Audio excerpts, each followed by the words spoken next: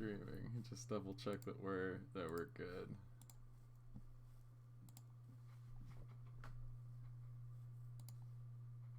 Are we good? Are we live? Streaming.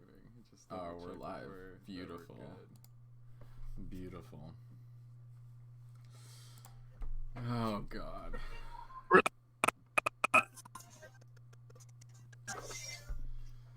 Rob, as per usual, in a public location. With Theo is here but not connected. Oh, that's interesting.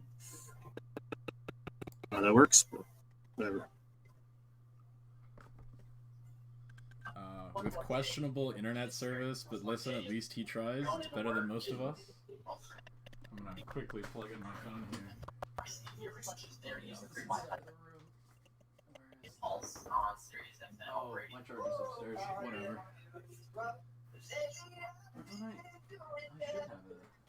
I should have a cable around here somewhere. Nothing interesting happens for the first couple of minutes, so it's fine. I'm gonna find that cable one of these days. Whatever. Oh boy. Just the live background, just shit going on in the background. This is fantastic.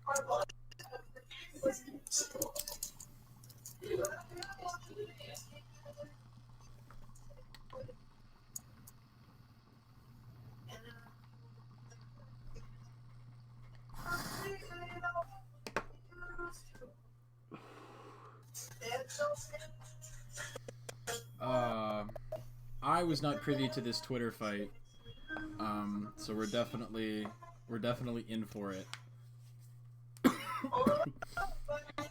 We're about a minute in. He's just sort of sitting here. He's just going to sit here for. All right, let's tackle macro evolution.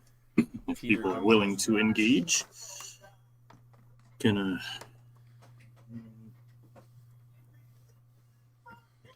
See, it's been actually kind of fun.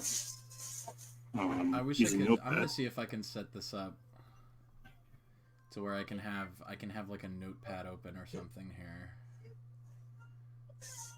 A notepad. I might want to take notes. What if you gotta admit, here did give me this. Give right? credit. I'm gonna be live editing this. I can't believe this. I'm gonna be live editing the view here. Notepad. So. Yeah. Okay. I'm gonna open my own notepad as he opens up his notepad. This is gonna be great. Let's see what I'm typing as I'm typing it. Another window capture. Yes. Okay. Let me put this. Over here, dude. Where is my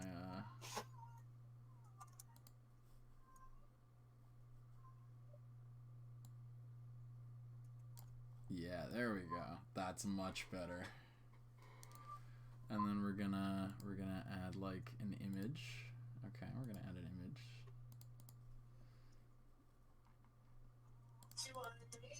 This is how we beat. What is this photo? Hold on.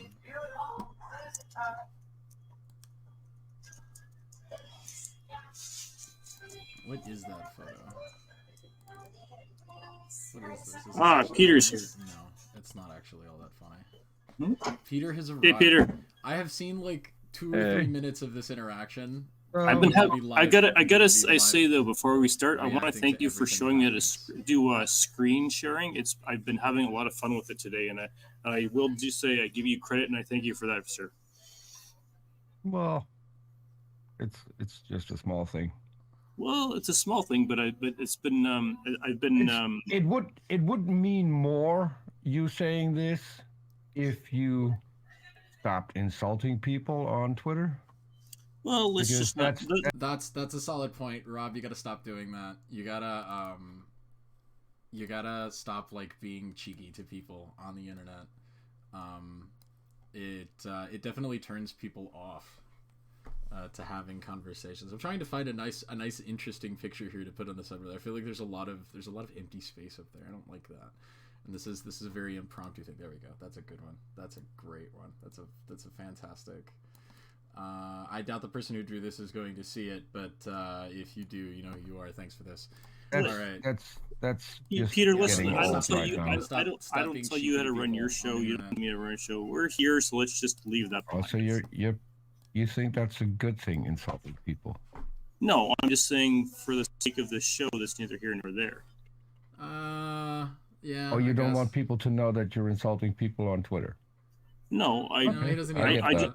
I'm saying I don't really feel like I'm not interested in talking about that on this on this show. So why did you send me the link? Oh, so we can talk about evolution. Can you not? You need me to make your content. There you go. And you think that I'm on call to make your content. I mean, we could talk about evolution if there was a shred of evidence that you were capable of learning. You don't have to be so condescending, Peter. You don't have to be so condescending. But you clearly are not. No, I don't know that he is. Peter, it's been 24. It's been 24 hours. So in your own words, what is the phylogeny challenge? Because I'm going to have a lot of fun with Arn about this. I also want to know what the phylogeny challenge is. Can you see what I talked about at the beginning? I mean, I guess macroevolution does include the phylogeny, but that's I guess that, and for the sake of the show, you are macroevolution doesn't include phylogeny. I said it does. Oh, it does. How so? Pardon? How so? It's because the phylogeny and evolution deals with classification in the descent line in the evolutionary chain. So that's definitely a huge field of evolutionary science, and for your side. So what is it? Is it science? Is it science or is it my science? All right. It's Peter, your science. It's my science. So all these scientists work for me. I didn't say that. Pay them? No, you're putting words in my mouth. Come on, Peter. If it's my science, then I'm the one in charge, right? Because otherwise, it's not my science, and it's someone else's science. Well, I'm not really interested in playing a semantics game. This is a weird. Well, you bring it up, thing to right? Come on, man. So why would you bring it up if you don't want to talk about it? No, I didn't say I want to talk. You know that's not what he means, Peter. You know exactly that's not what he means. He's talking in the collective you here. He means like atheists, the people who take our position. You don't have to be condescending about that. I said it falls within the parameters of my topic, and so it's fair game. That's pretty much what I've been trying to say. Okay, so why does science disagree with you? What do you think? They're a conspiracy? Do they all hate Robbie? No. That's just nonsensical. If we're gonna have a dialogue, we're gonna have to start with some better engagement rules. I'm not here to make you feel small, and you're not here to make me feel so. So let's just be cordial, like we were. Well, I'll be honest with you. I think that people who deny science, those all fall in the same category as flat earthers and conspiracy theorists. And what does that mean? I don't think maybe, but what does that mean, Peter? What do you mean by that? What did he mean by that? I don't think if they're cordial towards me, and if they don't insult me, I'll be more than happy to entertain a conversation. Yeah, so I have no interest in... Respect goes two ways, right? Peter, well, the thing I need to I want to tell you about is, if we're going to have a dialogue, that means it has to be dialogical. Like, you like to talk a lot, and it's fine. I like to talk too, but if we're going to have a show, then we need to be dialogical, not monologue. Who's monologuing? Yeah, that's who's monologuing? You monologue. You dialogue, but you talk too much without a break is probably a good way to say. What? So you don't like honest answers. You want people to just cut those off. You talk. No. Dude, I want to literally accusing the man of yapping. Literally accusing him of yapping, bro. That's crazy. Rob, Peter is a yapper. No, I want to ask questions between when you start and when you stop, but it's hard to do that because you don't like to stop. I'm actually wanting to engage you, but you're taking it. When I'm trying to explain something to someone, I'll probably need more than one sentence, and if that's too much for you to take in at some. No, I'm not, Peter. That's not what I'm saying. I'm saying like going on for 3, 4, 5 minutes without interruption, which you will do and tend to do a lot. Peter, you can't even listen to. You do that all the time. You see, you lack awareness, man. Since I jumped on this Hangout. How often did I talk for more than 3 or 4 minutes? Well, it's almost impossible because we've only been here. I'm using it analogously. What does that mean? What does that mean? What does that mean? Accusing me of something that hasn't happened. Okay. On this show so far, that's honest. But it has. Is he referring? I know he's been on your streams before, Peter. Maybe he's talking about that. It's happened before many times. It only has happened one time when I tried to explain to you what the 2 times when I tried to explain to you what the phylogeny challenge was. You kept over talking me and still don't know what it is. And then I tried to explain to you how you can live stream using StreamYard. You overtalked me on that as well. And you ended up thinking that screen sharing is the same thing as live streaming. So no, I didn't. That's yes, you did. Well, if that's what you I recorded the whole thing with audio from both of us. Well, then it's on YouTube. It's on YouTube. People can go watch it. Peter, let me finish. Jesus. What do you mean? What do you mean? Sorry for interrupting you mid-sentence. Yeah, what? Yeah, that's the thing. That's the thing that irks me. Is like, yeah. I won't interrupt you again while I'm in the middle of my sentence. Okay. Yeah, honestly, what the fuck, dude? That was. Hold on, let's roll back that tape. To you what the 2 times when I tried to explain to you what the phylogeny challenge was. You kept over talking me and still don't know what it is. And then I tried to explain to you how you can live stream using StreamYard. You overtalked me on that as well. And you ended up thinking that screen sharing is the same thing as live streaming. So no, I didn't. That's yes, you did. Well, if that's what you thought, I recorded the whole thing with audio from both of us. Well, then it's on YouTube. It's on YouTube. People can go watch it. Peter, let me finish. Jesus. Yeah. Sorry for interrupting you mid-sentence. That's the thing. That's the thing that irks me. Is like, yeah. I won't interrupt you again while I'm in the middle of my sentence. That's a crazy. That is a really bad habit of yours. Yeah. Yes. Yes. And it really does grade me. Yes. Okay, yes. So... And so I won't say projection, but people can just watch this and see how many times you're going to interrupt me, because it's not going to happen. It's going to happen a lot because that's you. Okay. Damn. What is this? I lost my train of thought because of all this useless rhetoric. What? Useless rhetoric, I said if I know what I was going to say now. If I gave the impression that I thought screen sharing and going live was the same thing, that I definitely misspoke. But I know they're definitely not the same thing. That's what I was going to say. People can go watch the video. That's what I mean. I mean, I know they're different things. So if I conveyed it differently, then I misspoke. But I definitely know they're not the same. I don't know, dude. It sounds like you're kind of a bummer about it, but whatever. You also were recording the conversation without telling me about it. I don't know exactly what the laws are where you are.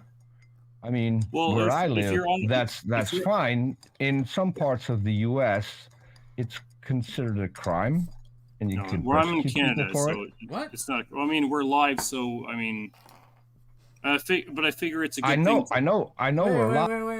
Wait. What do you mean he recorded it without your permission? Did you not know he was live streaming? Did you think it was like a private Discord chat? Did you guys like get in the Discord GC?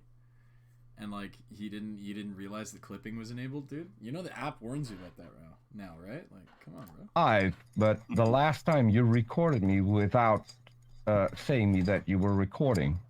Okay. So, Well, I apologize. I can check. I can check. So I'm friends with the president of American Atheists, so they can tell me exactly where you are and what the laws are.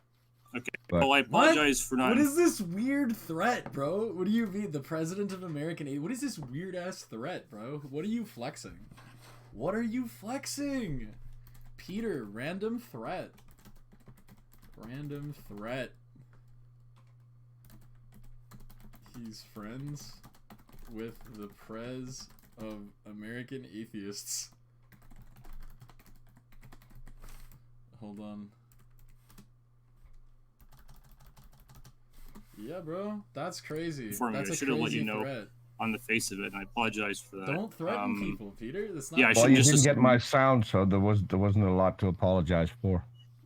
That's fair, but I'm just saying, I should be more forthright about that. But I just figure it's probably good for both of us if we both record when we go live, just because so there's no then we just have record.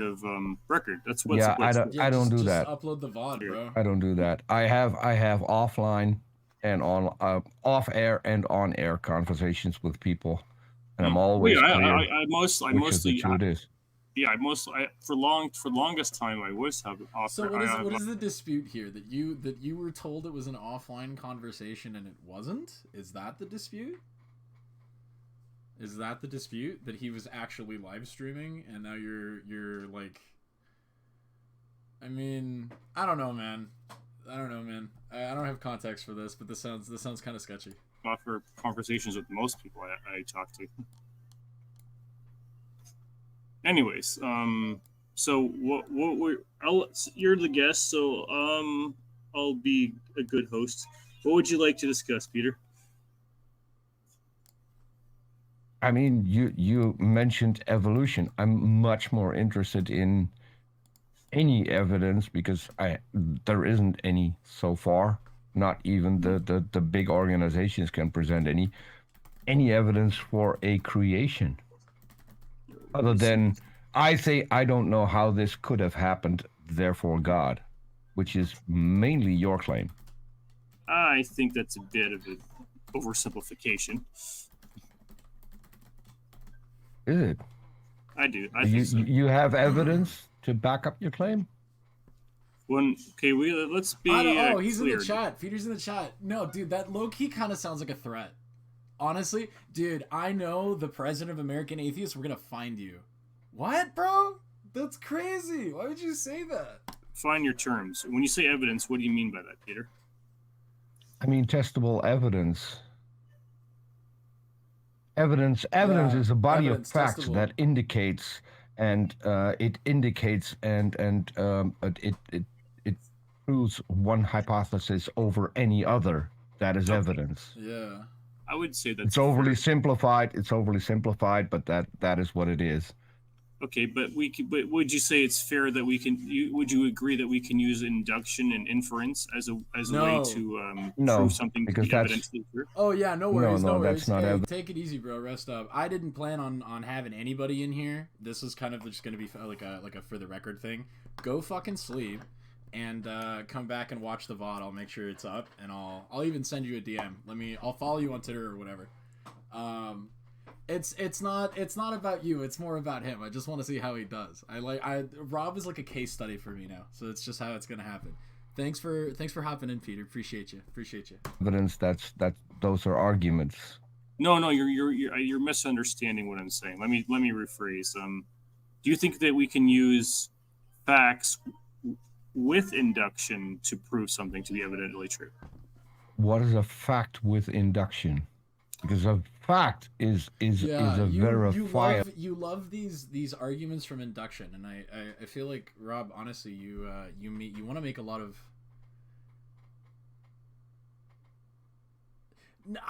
Listen, I'm not gonna judge Rob, man. I'm not gonna judge Rob. Yeah. I mean, sure, bro, but you can't just like drop that in the middle of a conversation, man. You know? I appreciate you, though. I appreciate you. Take it easy, brother. So anyway, Rob, these arguments from these like intellectual philosophical arguments that you like to use when really the standard of evidence here is it's like a material thing.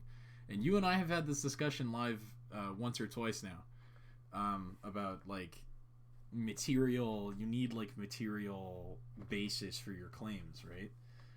That's just how most of the world operates when it comes to truth claims about just about anything. So, thing. Yeah, for example, that it's we a can fact. test that we can test with measurable accuracy. Yeah, for example, it's a fact right now that we're live on my StreamYard channel, right? And we don't need any inferences to know. No, but just bear with me. Just what's the word? Humor me. That's your expression. Let's humor him. Just humor me for a second. It's a fact that right now we're on StreamYard, on my StreamYard channel, correct? Yes, it's a fact. Yes. Yes. Well, StreamYard isn't a channel, but... Oh, sorry, an application. Oh my god. Come on, dude. Yeah, that's we're an live. application. We're live. So we're on live on my StreamYard. Yes, on your stream. Yes.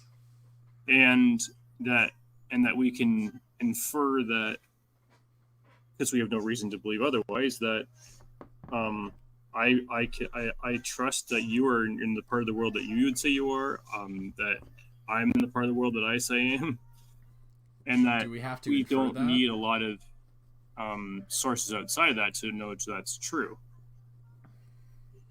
I mean, what? I have no clue. That doesn't make any fucking sense. You are where you are, and we can infer that. No, that's just kind of like a necessary. You are where you are. That's true no matter where you are.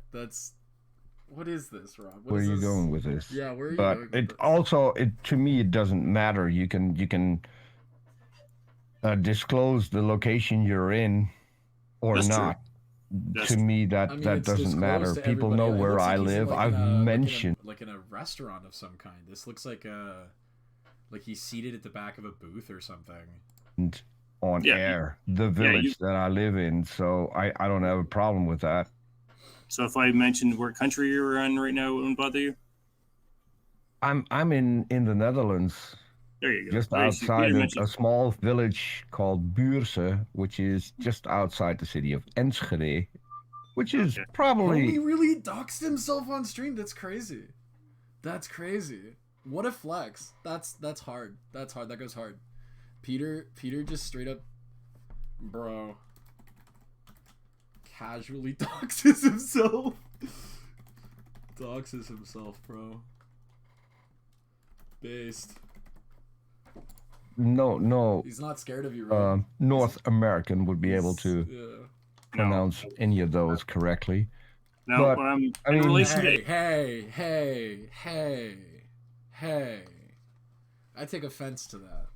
I can't pronounce anything you just said, but I'd still take offense to it. Amsterdam. My house doesn't have an address, so what? Good luck finding me. What do you mean your house doesn't have an address? I have no intention of finding you. How does your house do you not have to have addresses in the Netherlands? That's crazy. No, I'm just saying that for people who are watching. Oh, okay. Relatively speaking. Yeah. So he told me the other day that he doesn't have Wi-Fi in his house because he's like, he knows what his temptations are, and he doesn't want to take the risk of falling to those temptations. It's so weird, bro. It's so weird. It's the local McDonald's. He did though, when we've had at least one conversation while he's standing in like the ATM atrium for a bank, which I thought was insane. Bro, I guess addresses and property just must work differently in the Netherlands. You guys don't have addresses. That's kind of based. If you were to use a vehicle, like just a regular for a sedan car, how long would it take you to drive from Amsterdam from where you live? Depends on how much lead I have in my foot. I have done that within an hour. Okay. If I keep to the speed limits, it would probably take... Based speed limit ignorer. I love this guy. Peter, super aggressive, but I like this. Speed limits are for pussies. Take me a little over 2 hours. Oh wow! So so, Peter's a speed demon, or has been at some points. I mean, if there's no one on the road and there's no cops, then You're in a hurry. Yeah, it's true. I wouldn't do that. I wouldn't do that now. I Woods, couldn't do that. In what used to be a recreational cabin, but I do own another property there. Oh, okay. That's interesting. Now okay, anymore okay. because... Dude, lives in a cabin in the woods. Wait, hold on. What? That just clicked in my head. You live in a cabin in the woods. Fucking based, bro. That's literally the dream. That's literally the dream. I did oh my god, this guy is trip so based, bro. back and forth to Amsterdam with my Mustang, and I had to stop for gas 5 times. So yeah, I mean it's kind of sad, but I honestly don't know what part of the Netherlands my grandparents are from. But I know my grandfather was Fries. He was from Friesland. One of them. Anyways. That's in the north. Yeah, and that's my on my mom's side. That's my dad's the Canada of the Netherlands. The because Canada of the Netherlands. there are hardly any people living there. Okay, well, my This is such a verified North American moment, talking about my great grandparent who lived who is from the Netherlands. So I'm part Dutch. It's so based. Father was a notoriously stubborn man, but you know, Dutch and stubborn tend to go hand in hand. Changed my mind. No, Frisian and stubborn go hand in hand. Okay. Okay. What is the difference between a Friesman and a Dutchman in terms of personality? Oh my god, dude. So a Frisian person comes from Friesland, as you said. Mm-hmm. That's the only province in the Netherlands that has their own language. Oh. Really? Interesting. Cool. And it's not Dutch. Not Dutch. It's Friesish. Okay. He never spoke it, but he never and lost his accent. A lot of English comes from the Frisian language. Okay, I didn't know. Awful lot. I did not know that. For legal reasons, that's oregano. Yep. Yeah. My dad on my dad's dad, he is from Netherlands. I just have no idea what. Okay, part. how long is both this? my Fucking grandparents on how long my is dad's this side. So my family dad's mom tree and dad conversation were going born in Holland in the Netherlands, little... but I have no idea where exactly.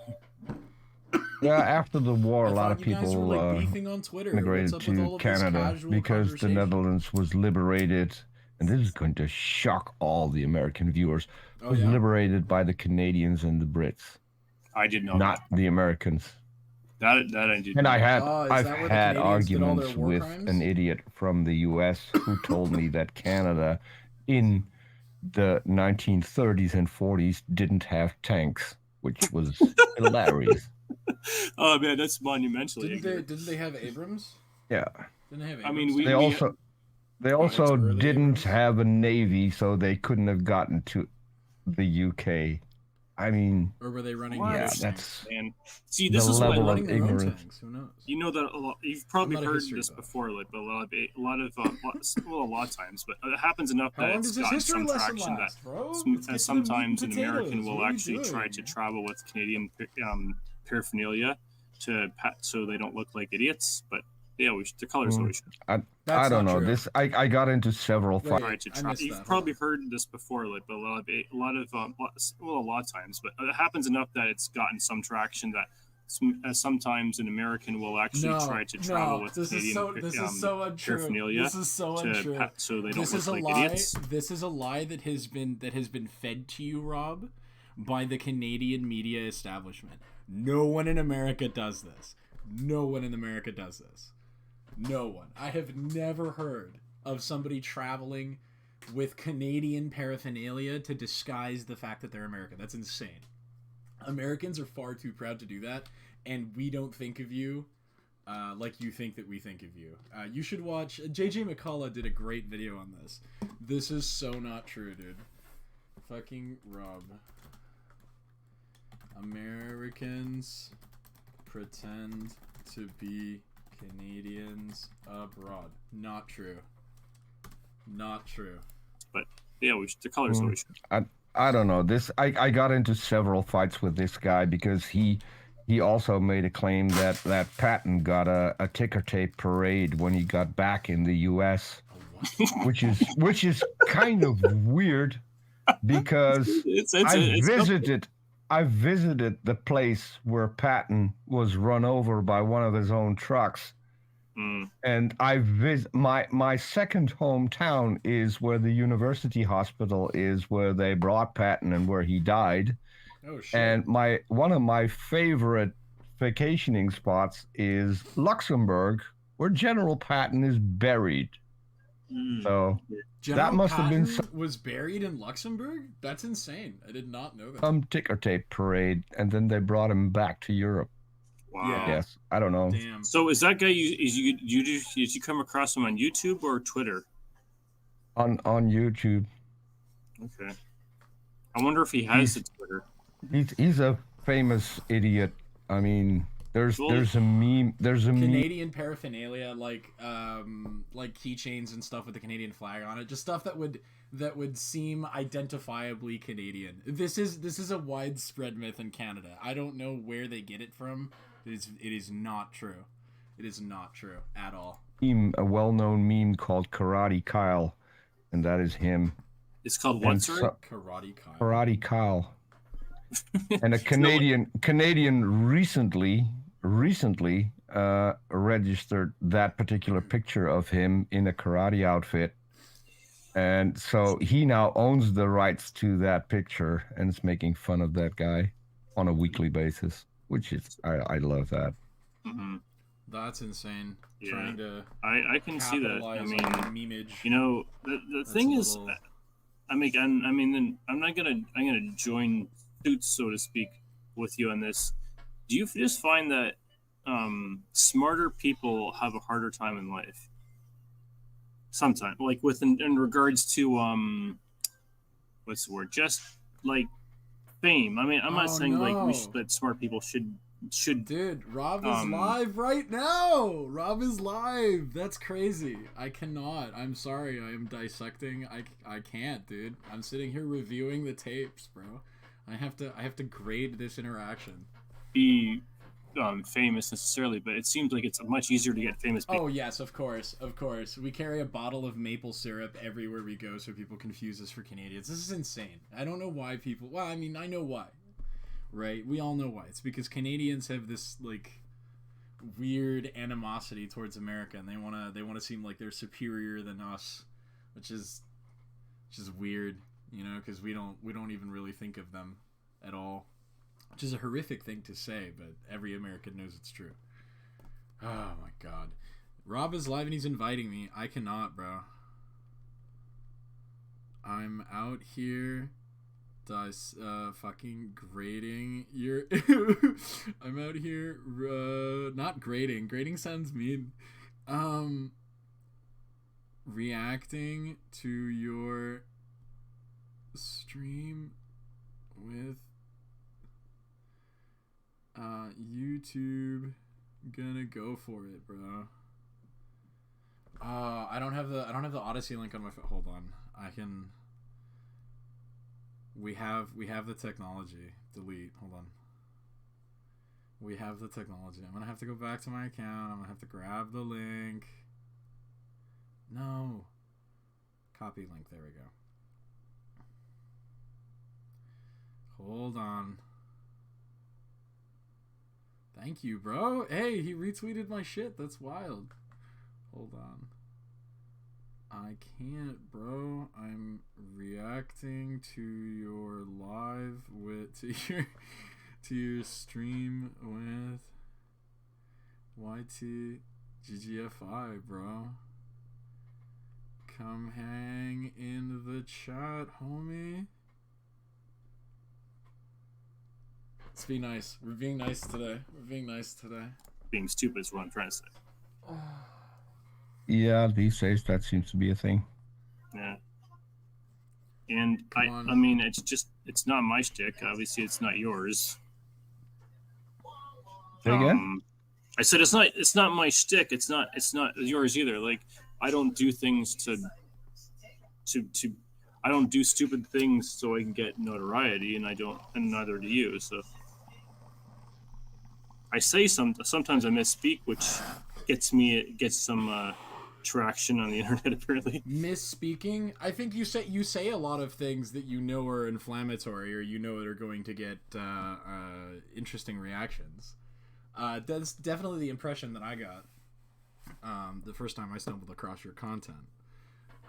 It was the impetus that made me make my video about you, which I made solely for the purpose of just like directly speaking to you, Rob. I did not give a shit because it doesn't fit anything that I do now. It doesn't fit any of my content. This is a hard left turn for me to like start interacting with you on a regular basis, and take up this fucking position publicly.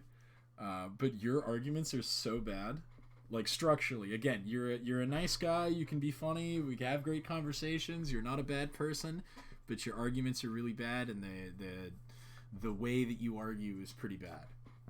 And in more often than not, it's in bad faith. Which I know that you don't do intentionally and you don't do maliciously, but you do it, and that's something that ought to be corrected. Yeah, least, I don't live my life just noted. Because I don't engage in, I don't know, like I'm not about making memes or like I don't go on the internet to target individuals, and like there's this whole thing about Rob, you have a knack for picking fights on Twitter. I'm not gonna lie, you kind of get on Twitter. You kind of get on Twitter with this. I think I referred to it as the playing chess with a pigeon, right? Because it's gonna shit all over the board and strut around like it won. And sometimes the way that you write your tweets is like you can hear the shit-eating grin on the other end, right? You can hear the smugness. You can feel it, and sometimes it's kind of off-putting. I'm not gonna lie. Random, but I mean, just it's kind of indicative of the times and culture we live in, where like what happened was, well, like there'd be co-ed gyms, and these girls pretend like they didn't have a spotter, and all of a sudden the weight got too heavy, and so they can't lift the bar off their arms across their chest to get back up in the resting position. So they'll like try to ask a guy or a couple of guys over to help them, so they're not no longer whoa, whatever. What is this? Hurt themselves or whatever. Hold on. Position. I'm sorry, what? It's kind of indicative of the times and culture we live in, where like what happened was, well, like there'd be co-ed gyms, and these girls pretend like they didn't have a spotter, and all of a sudden the weight got too heavy, and so they can't lift the bar off their arms across their chest to get back up in the resting position. So they'll like try to ask a guy or a couple of guys over to help them, so they're no longer whatever hurt themselves or whatever. And then the guys would come over and help them, and then the girls would be accused the guy or guys of staring at her, and they were just coming over because she asked for help. And I'm like, it's kind of like clickbait that what the fuck was that? What was this? What? Why did you explain it that way? Oh my god. You could have just been like, there's a lot of animosity and distrust between the sexes, it's that simple, men feel as if they are under undue amounts of scrutiny generally. You didn't have to go and tell this whole story, man. I just have no use for it. Yapping, bro, yapping. And Peter and doesn't know how to react to that. I find it He's rather like, what the fuck? Embarrassing as a species to that we've stooped so low that we're gonna like film ourselves in a gym it's like just and then put it on YouTube. Yeah, clout chasing is a problem. Just to get like so it goes viral. I mean that's the kind of stuff that and really also that goes like the getting the hate clicks, bro. Like you're rage baiting. It's rage bait. Viral. Not the stuff we talk about, like philosophy or. I mean, you don't philosophy, talk about philosophy, like, has Rob. some traction on the internet, but not nearly to the amount of like that kind this of stupidity. This isn't a conversation about philosophy. This is a conversation about the natural world and the nature of reality. It just so happens that the way that you perceive reality is very different to the way that most people perceive reality. With like the girls going to gyms and pulling those kind of stuff. Mm-hmm. I just think it's kind of sick.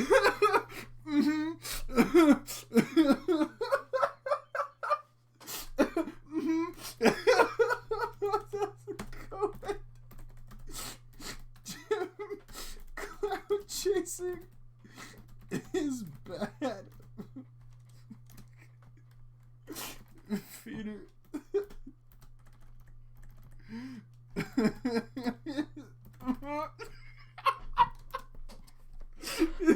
He just had no idea what the fuck to do with that. That's more popular is probably what I'm trying to say.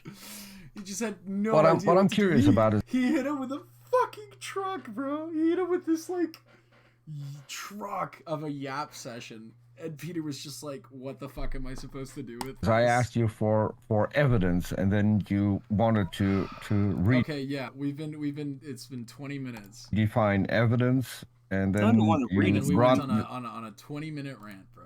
And then you changed the subject altogether. So yeah, okay, that's true. No, I mean, this is kind of like open space, so to speak. I mean. It's kind of nice not to have a... It's not an open space. It's not an open space. You specifically mentioned earlier that you had a specific topic in mind. This is not an open space for discussion. You admonished Peter on at least one occasion about him not wanting to stick within the topic, and then you finally relented and... User account error malfunction. Sorry, Rob. I'm looking at your tweet just now. I don't have my phone directly in front of me. Sorry, dude. I'll send you the VOD later, bro. I'm sorry, but we're going through this. We're going through this right now. I lost my train of thought. Fuck. What were we talking about? Or so. That's true. No, I mean. Oh yeah, this is not an open space. You came here with a specific intent. And you set a topic, you got mad at Peter when you didn't stick to the topic in your mind, and then you relented and gave him the choice of topic. And then you changed the subject when he asked you for evidence. I mean, this is kind of like open space, so to speak. I mean, it's kind of nice not to have a set thing, too, and just be able to dialogue like we're having a beer together or something, too, right? I think it's... I'm just curious. Oh no, I hear you. That's more than fair. Sometimes I think those kind of conversations, like the one we just had, it kind of puts you in the right frame of mind. You know what I'm saying? What is the correct frame of mind, Rob? That's what I find it helpful, anyways. Go ahead, Peter. I'm listening. Yeah, I'm still waiting for any evidence. Dude, because... Peter is relay's just like, bro, why are you still talking? Where is the evidence? I'm here for the evidence. Stop talking. Oh my god. Less talk. More evidence. This is crazy. This dude is so aggressive. Okay, well, Peter, you're so aggressive. He's willing to talk about that. So aggressive. Sure. What evidence are you wanting? Are you asking for? Evidence for creation. Yeah. You know, okay, the thing you were discussing earlier. So it has to be So we're looking for. Are we looking for observable, testable, repeatable? That's the kind of evidence you're looking for. Yes. I gave you the definition of evidence. I mean, yes. You're right. You did. The answer is the most yes, simple definition that is exactly too. What we're looking for. You're right. Oh, my mind is. Why would you need me to tell you what evidence I'm looking for? I'm looking for evidence that backs up your claim. No. That's fair. No.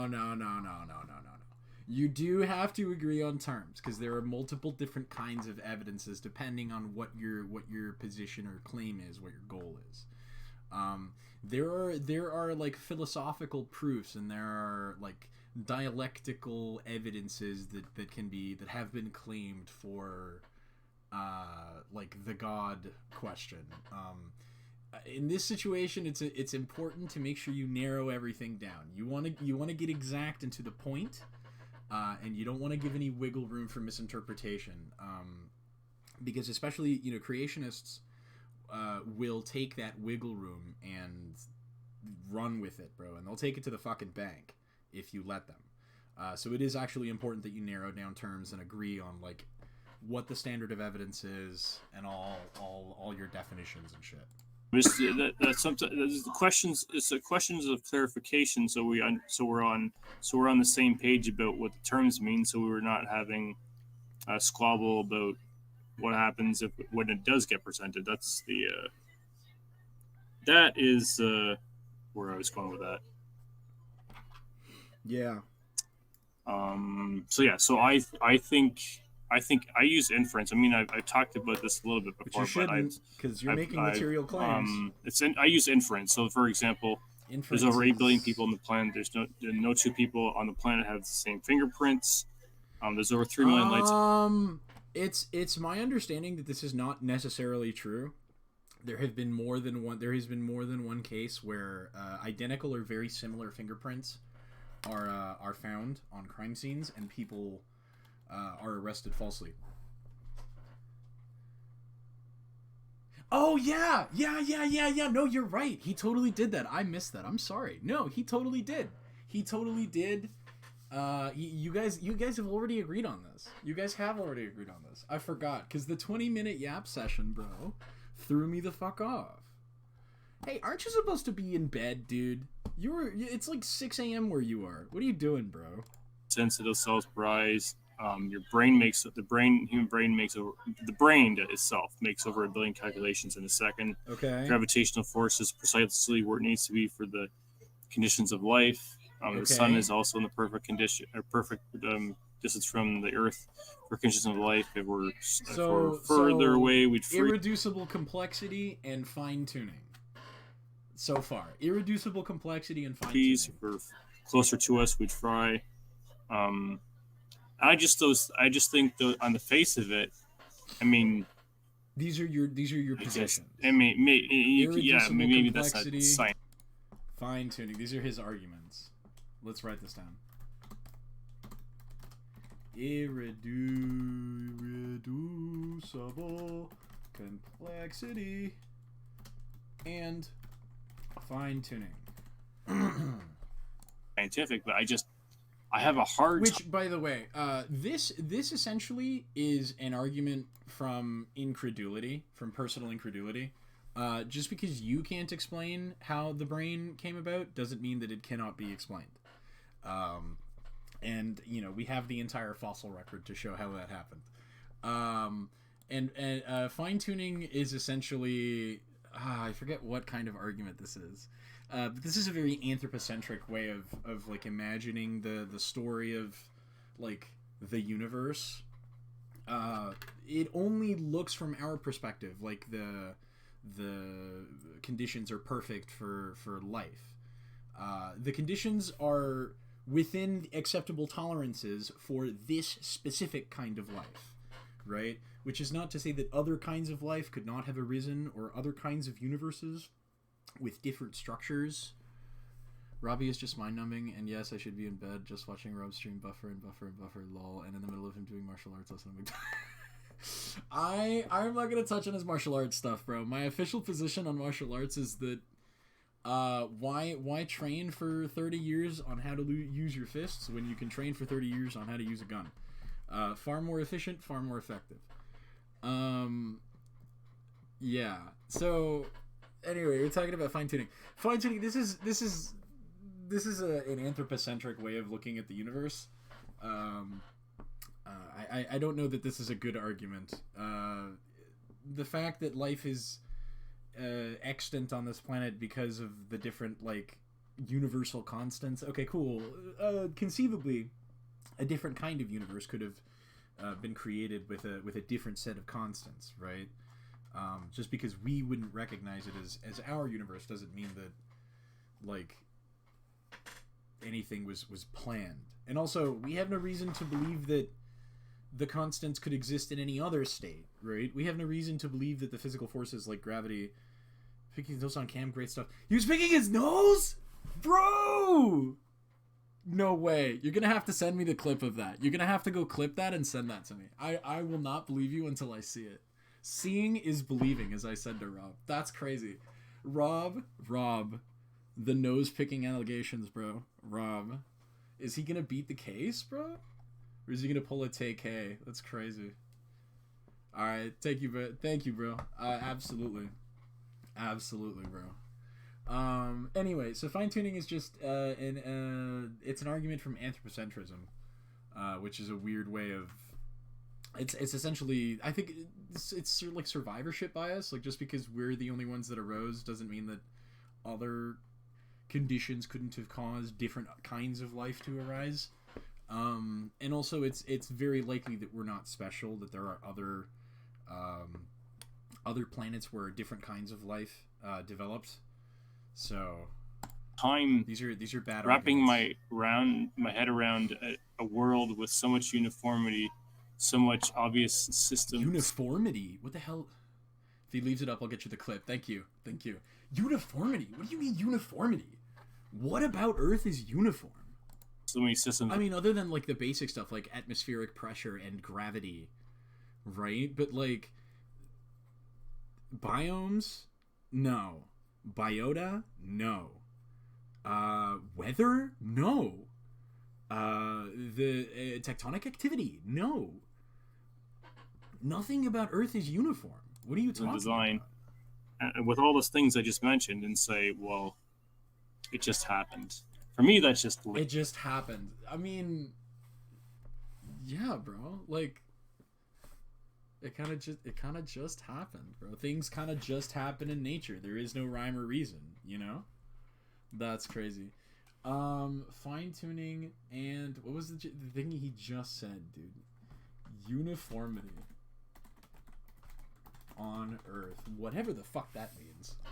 Laziness. So in other words, I don't know how it worked. Yeah, Therefore, basically. Oh my god, dude.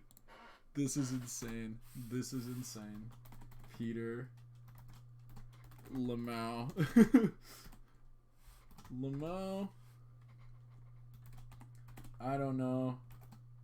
Ergo God.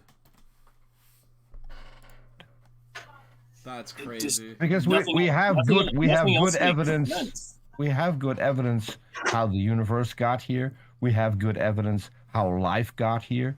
Or rather, we can demonstrate how this process functions, right? We have the mathematical evidence, right? We have the mathematical proofs that we need to demonstrate this model to you, right? And this model has predictive power. So we can use this model, Rob, to make predictions about the future, right? We can use the model of physics, right, in astrophysics to predict. You know what? Somebody needs to teach this guy. I'll probably mention it to him. How was it Uranus or Neptune that was discovered because somebody noticed some weird like orbital eccentricity in one of the outer planets, and they were like, that's kind of weird. That would seem to indicate the presence of a planet. Well, if I run my calculations correctly, I should be able to observe this planet on this date if I look at this patch of sky based on this math. And then he took the telescope and fucking saw it, bro. Predictive power. Perfect evidence on how we got to the diversity of life that I'm sorry, hold on. First got here. We have good evidence how life got here. Life? We have perfect evidence on how we got to the diversity of life that we see. Perfect? I don't know about perfect, Peter. I don't know that anything in science can make that claim authoritatively, right? I mean, a perfect theorem, right? If we want to call evolution via natural selection a perfect theorem, it wouldn't be so fragile. I'm reminded of Bill Nye when he describes the fragility of evolution, right? All it takes to defeat evolution is finding one fossil in the wrong geologic strata. That's all it would take, right? You found one fossil in the wrong strata, and it would completely break apart evolution, because that's something that it could not have predicted. But no one's ever going to find it, right? So I don't, or rather, no one's found it yet, and it's very unlikely that they'll find it. But perfect? I don't know about perfect. So how did life arise? Please. To be clear, a theory in science is the highest level of evidentiary confidence. Okay, that a hypothesis or a claim can attain. But science doesn't deal in truth, right? We don't deal in like absolute fact, because for it to be perfect means that it would not be falsifiable. Please, and it needs to be falsifiable. I'd love to, but I'm still waiting for you to put forward any evidence of a creation. Yeah, so you've made 3 arguments and provided. Well, I mean, there are currently 8 different hypotheses on how life arose. 8? One of which they discovered by accident in a lab that would... No way.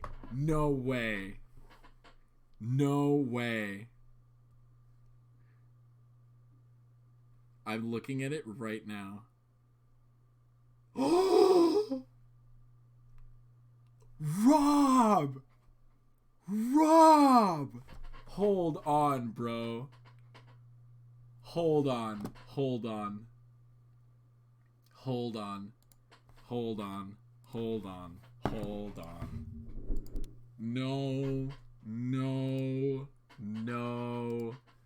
No.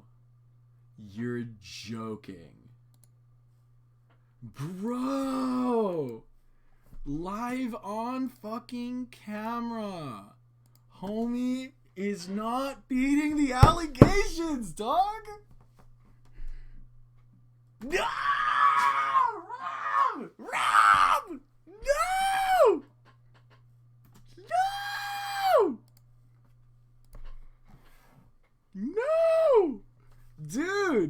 Dude, on camera? Listen, bro, you want to go be grody in the privacy of your own home, man? We've all been there, man. We've all done some grody shit in the privacy of our own home, right?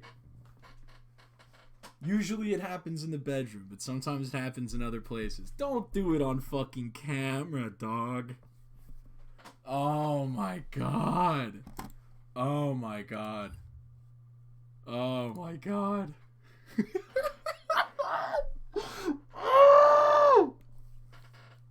Where they were doing an experiment that wasn't even aiming at abiogenesis, but parts of it happened.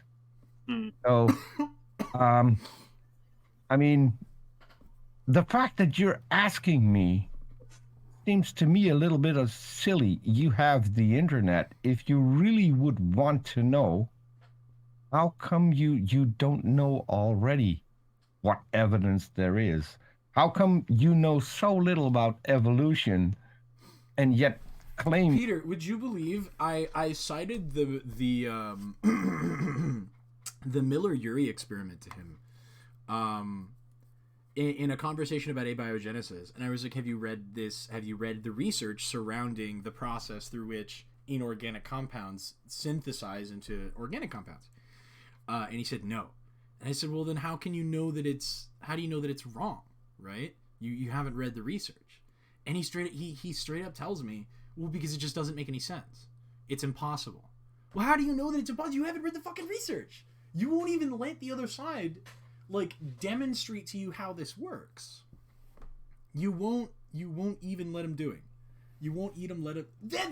I can't even talk. You won't even let them do it.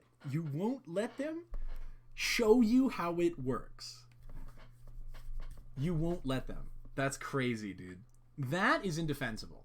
By the way, Rob, like just willful ignorance and deciding that you just don't want to learn about it, that's indefensible. That you can debunk evolution when you have no clue how it works. That to me is mind-boggling. And then when I ask you for evidence, I think it's mind-boggling to believe in an uncreated universe. That to me, that's mind-boggling. When we have all the evidence of how we got here, abiogenesis evidence? Are you kidding me?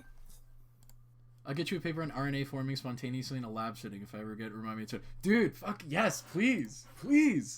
I would love to read it. I hate to break it to you, but I will read it on fucking stream, bro. I will read it on stream. I just told you.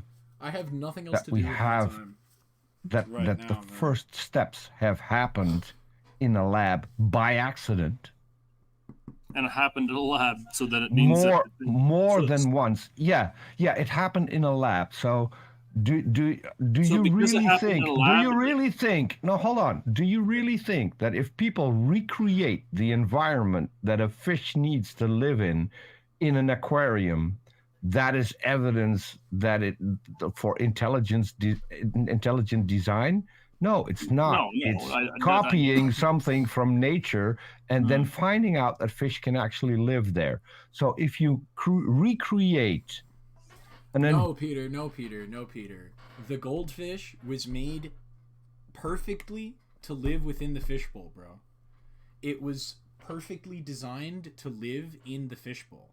You don't get it, bro. No, I'm sorry. I'm being mean. That was present on this planet 3.8 billion years ago. That's not intelligent design. That is seeing how nature behaved back then. Yeah. And if you are recreating the environment under which this could happen, right? And then attempting to induce it. If you can't induce it, that would be evidence that it isn't possible, right? But because you can induce these things, it shows that nature would be able to do it, right? There are certainly some things we cannot, or rather that we can do in a lab that nature very rarely ever does, right? But that doesn't mean that just because you did it in a lab doesn't mean it could happen. No, that's exactly what it means. One of the conclusions is that it can happen. It is possible. Literally, one of the most important building blocks of life arose spontaneously. Amino acids. That is good evidence. That is amazing evidence. For abiogenesis. That is literally the base building block. Those are the building blocks of proteins. That's insane evidence. This is. And they did that in the 50s, bro. The Miller-Urey experiment happened in 52. Because this is settled, RNA can form spontaneously. Yeah. RNA creates DNA. So. Well, RNA is the next step. Is the step right before DNA, right? We have a very good idea on how life got here. The fact that you don't know because you have never educated yourself on the topic, I mean, that's not up to us. And it makes you look stupid when you argue these things on social media while not knowing the facts. And all you have is, you don't have an explanation on how we got here, therefore God. And when people ask you to come up with a shred of evidence of creation, because no one has seen anything being created, and if you need to believe the Bible, not even Adam has. That's true, but so, the thing is, no one saw when the world was formed anyway. So at the base level, you're going to have to admit, Peter. Everyone has to. Well, Peter, let me finish. I let you finish. Let me finish. Oh, because you're incorrect. No, Peter, let me finish. You're making a claim that's false. Peter, let me finish. You have to let him talk. I let you. Yeah, you have to listen, bro. Come on. None of us alive today saw the universe form. However long ago that was, none of us were there. So on the face of it, Peter, you're gonna have to concede that every human being on the planet is going to have to make some leaps and so everyone on the planet is going to have to concede that we can't prove 100, not even 90%. There's going to have to be some assumptions about your epistemology for origins. Weird, because we've basically figured out 99.9% of how the universe formed. We know how planets formed. We know how matter formed. We know how the first suns formed. We know how the elements were formed. Yep. Where the elements were formed. We have the math to back it all up. That's the big thing. We have the math to back it all up, bro. And the math works. The models work. They predict things. The process in which the elements were formed. We know how planets form. We know how solar systems form. We know how galaxies form. And you don't know any of this, and so you say we don't know all of this. This is so weird. That's a false equivocation, which you do repeatedly. What? No. What? That was your claim. What? What do you mean it's a false equivocation? What do you mean that's a false equivocation, bro? One of your claims is we don't know how Earth formed. We see planets form in real time. Yeah. No, that's not what I said. In different stages. Peter, so we know how Earth formed. Peter, what I said was none of us were there when the Earth formed. Are you serious? Are you serious? Rob. None of us were there, ergo God. No direct observation. Hold on. No direct observation. He's not hold on. I should be charitable here. No direct observation. Yeah, none of us were there when God created it. Okay, great. I agree. So Peter, you got to let me finish, okay? I let you finish without interruption. Now you got to. I'm just showing you how stupid these arguments are, and I'm so tired of hearing them over and over and over again. See, Rob, what did I tell you? It's not that they're dickheads. It's that they've just been around the block too many times, broski. You're going up with old heads, all right? These motherfuckers have been here for a minute, bro, and they've heard it all. You haven't said an original thing yet. That's why I as a layman can sit and tussle with you, argumentatively, because we all know what your arguments are. Again, Peter, I'm not concerned with how tired are you? That's irrelevant to me, okay? Whoa! I'm gonna say it, bro. I don't even care that you're tired. I don't care that you're tired. That's crazy, bro.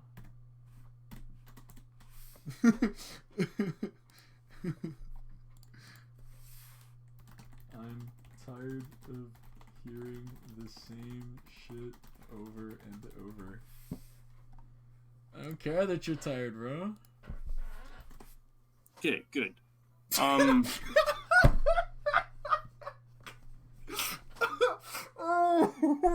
dude.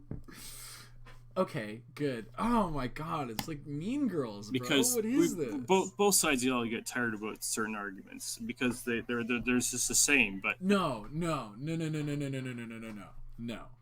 We get tired of hearing the same arguments from you.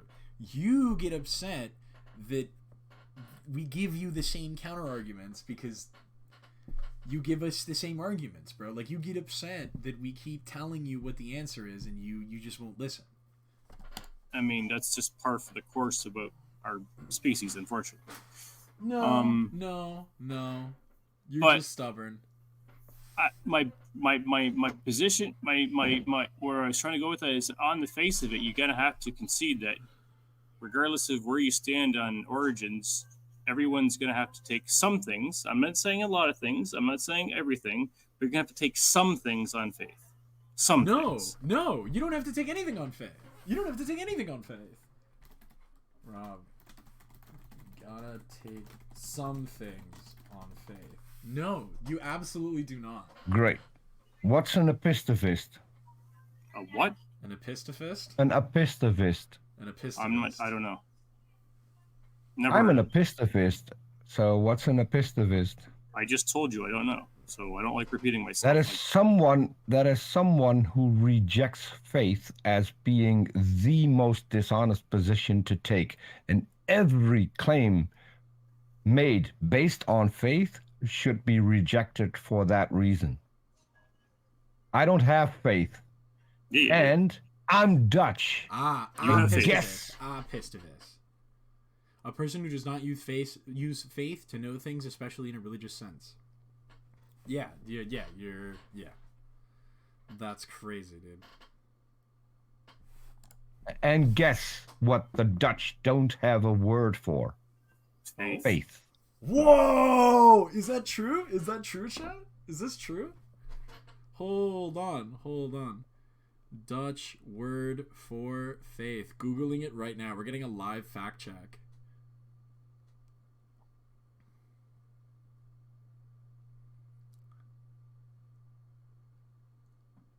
Hold on. Google Translate's getting me something, bro. I don't know.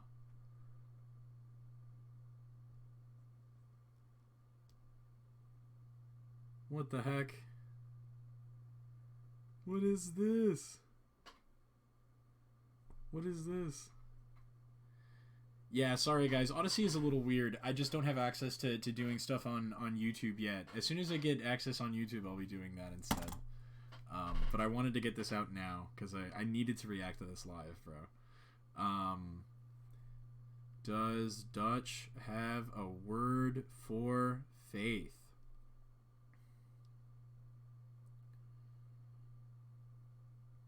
Dutch Religion Cultural Atlas.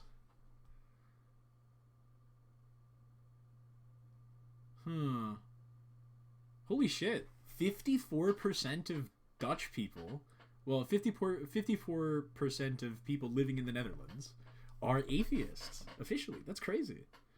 Religion may be playing a decreasing role in the lives of many Dutch. Spirituality continues to be respected. Somethingism? That's so funny. Faith without religion. That's a wild claim. I'm gonna need to see some evidence of that, dude. I don't know. A cursory Google search did not immediately give me this result, so I'm gonna need to see proof of that. But you do have faith. I don't tap my one Dutch friend and ask him. I don't have faith. You have some. No, I don't have any. Everything. Yes, you do. Yes, you do. Yes, you do. Yes, you do. Yes, you do. Yes, you do. You have faith that when you open that bottle of water, that the person at the plant didn't contaminate it. You do operate on a level of faith in like humanity, I guess, but certainly not the kind of faith that he's talking about. Everything in my life is evidence based. Right now, I can prove that you have some faith. Right now, I can prove it. Take your best shot. Okay, you weren't there when everyone included when the universe was formed. You have faith that what you believe is true. No. We don't have faith in whatever explanation, right? We have the evidence that points us to that conclusion, right? The evidence, when we study the origins of the universe, points to a specific conclusion, which is, the Big Bang, which happened, 13 point something billion years ago? You don't have perfect evidence for it. No. No. We have the highest level of evidence possible. We have a mass preponderance, a veritable mountain of evidence. I don't have any faith.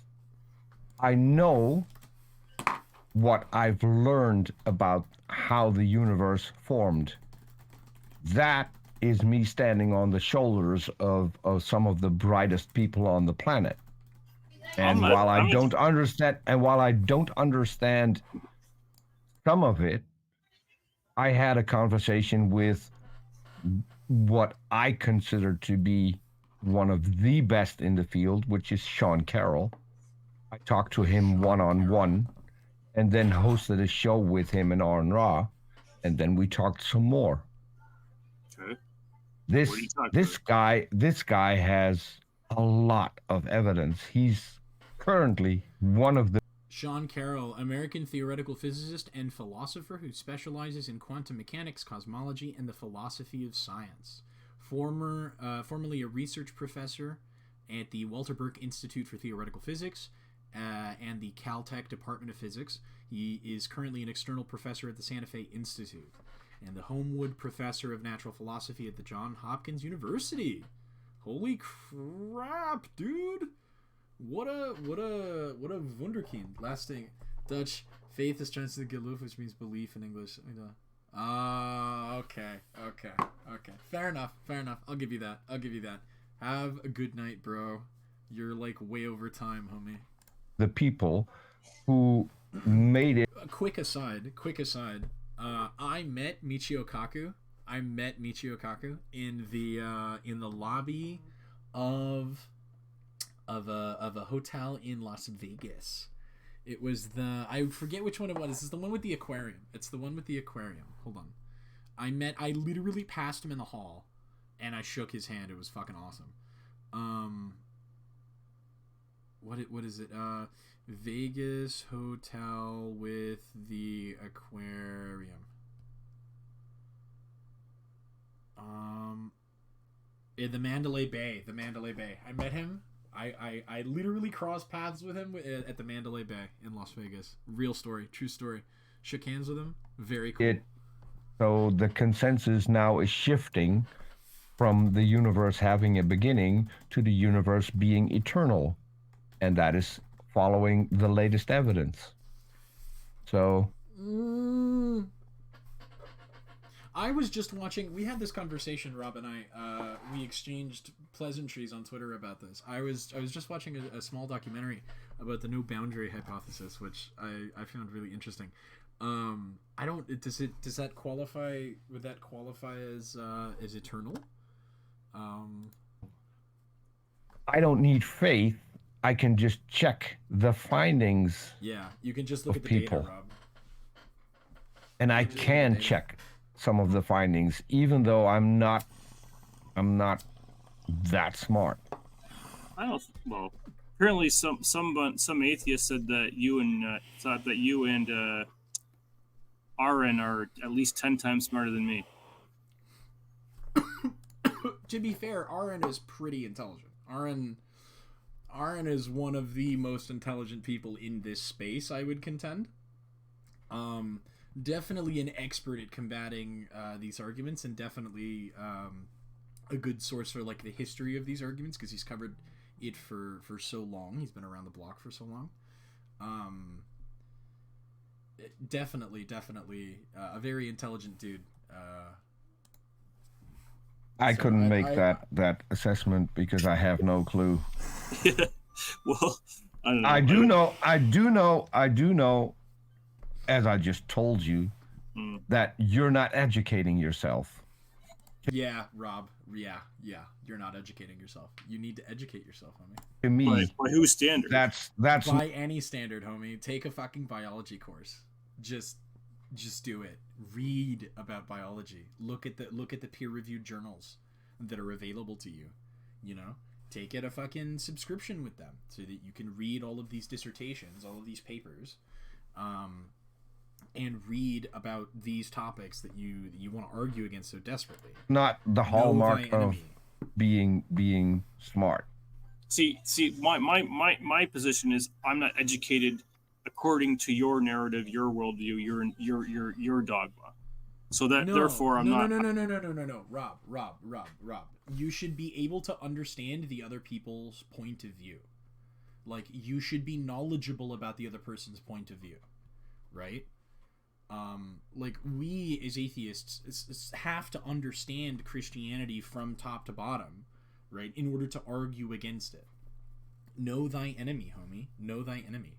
I'm not educated because I don't buy this. I don't accept. You don't have to buy it to read it, homie. You don't have to buy into it to read certain things that you do. And in your mind, that makes me maybe less intelligent. I don't know. What do you not accept that I do? Well, obviously, I don't accept macroevolution. I don't accept atheism. You can, so you don't accept something that we have observed in real time. What have we observed in real time that Evolution. Macroevolution. Well, Stop calling it macroevolution. It's just evolution. Stop buying into the word games, bro. Macroevolution have we observed in real time? One species evolving into a new species. Because that's what macroevolution. Selection pressures acting on a population. Selection pressures acting on a population. The peppered moths. The peppered moths. It is. Macroevolution. Right. Macroevolution is a change in allele frequencies at or above the species level. Macroevolution is a scientific claim. I know that most young Earth creationists aren't smart enough to figure that out, and they think they can give something a scientific term a new definition. I mean, I can go and go to a car dealer and say I wanna buy a Fugazzle, and if they ask me what that is, then I'll say it's a thing you can use to get from point A to point B. It has 4 wheels and a steering wheel and headlights, but it's called a Fugazzle. And if they then tell me no, it's called a car, I can start arguing with them that's not a car, it's a Fugazzle, but I'll just look stupid. In the exact same way, young Earth creationists look stupid when they bring up macroevolution and don't know what it means. Yeah, it has been observed. It has been observed. There's an ongoing project that is in the tens of thousands of generations where we have learned so much about stuff that applies to us. We can apply it in medicine. We can apply it everywhere. The fossil record is the best argument for evolution. Comparative genomics, another fantastic argument for evolution. And this is real, like, evidence, man. And you know, you have the data to back it up. Here is how much of our genome as human beings, right, is similar to chimpanzees. 9.7%. It's a 0.3% difference, right, in the DNA. It's crazy, man. Saying that something that has happened and we can. So, do you think that people eat grass? No. So, what would you call corn? It's a fruit. Oh, I see. Oh, okay. Well, I don't think of corn as grass. People created corn out of Mexican grass. Corn is a grass. Oh yeah, artificial selection, right? Artificial selection is what we call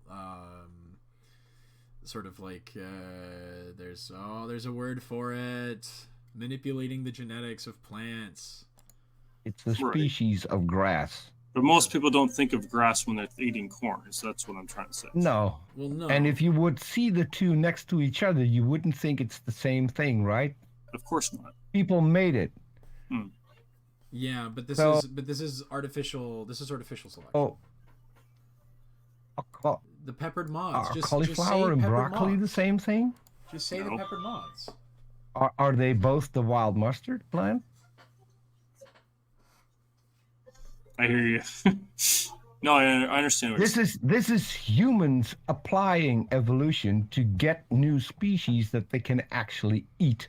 Yeah, manipulating the breeding process. So yeah, if you using the same tools that evolution uses, which is natural selection, right? And then like creating artificial selection pressure. I haven't seen it happen. I haven't seen big differences. The peppered moths. Just say peppered moths, and you cauliflower, broccoli, Brussels sprouts. Just say peppered moths. All of those come from the same common ancestor, and humans made them. Okay. And you say we haven't seen this happen. It's mind-boggling. Well, you're talking about something different. I mean, what you're talking about isn't macroevolution. Humans created dogs. If macroevolution wasn't real, where the hell did dogs come from? The domestic dog. The domestic dog. I think what you're talking about is dog breeds, right? But the domestic dog evolved from wolves, right? They co-evolved, or they lived in like symbiosis with humans for a very long time, and like living around and with humans was the selection pressure. And of course, humans had a hand in it here and there, and now in the modern day, it's all sort of artificial. We did not create the domestic dog. The domestic dog just sort of like co-evolved with us. We have created a lot of dog breeds, though. Other dogs. My dog's objecting right now. Precisely correct statement. What? Go tell him. What? Other dogs. My dog's objecting right now. Other dogs. Well. What? Go tell him. Tell him dogs are real. I believe dogs are real. To be told that. Harley, what? Tell him dogs are real. Tell him. Speak. Speak. It is okay, Peter. Speak. Peter, My dog's annoyed that you deny that he exists. I didn't deny that he exists. I don't know what the hell you're talking about. Yeah, he didn't say that. You said speciation hasn't happened. You said macroevolution hasn't happened. I mean, how on earth can you make a claim like that when you see a dog? I honestly don't get it. Oh, I accept microevolution. That's not the issue. Microevolution. Jesus Christ. Jeez, dude. And before you say anything, Rob, it's a colloquialism. I don't actually believe that Jesus is like a thing, okay? It's a colloquialism. I was raised Catholic. Oh my goodness. This is just so bad, dude. Microevolution? Oh yeah, diversity within kinds, right? Oh, because you believe in the Baraminic model. Ugh. Other ballgame. Yes, macro is dogs evolving from wolves. Thank you. Better no one's example. observed Macroevolution. What do you mean? What do you mean? All of humanity. They co-evolved with us. It's created dogs. We did not create them. They co-evolved with us. What on earth are you talking about? That's documented. No, I'm saying we've Granted, never. Those documents go back. Hold on, Peter. Let me ask. No, I said you said that dogs have evolved from coyotes or from something like that, or maybe the other way around. No, all dog species that humans have, domesticated dogs, evolved from. We made them evolve through artificial selection using evolution. They were all made out of Asian wolves. I have to like Google. I don't know how to. I'm retarded. I'm actually retarded. Amazing. Thank you. Our show is Sean Carroll. Amazing. You're supposed to be in bed. Oh my god.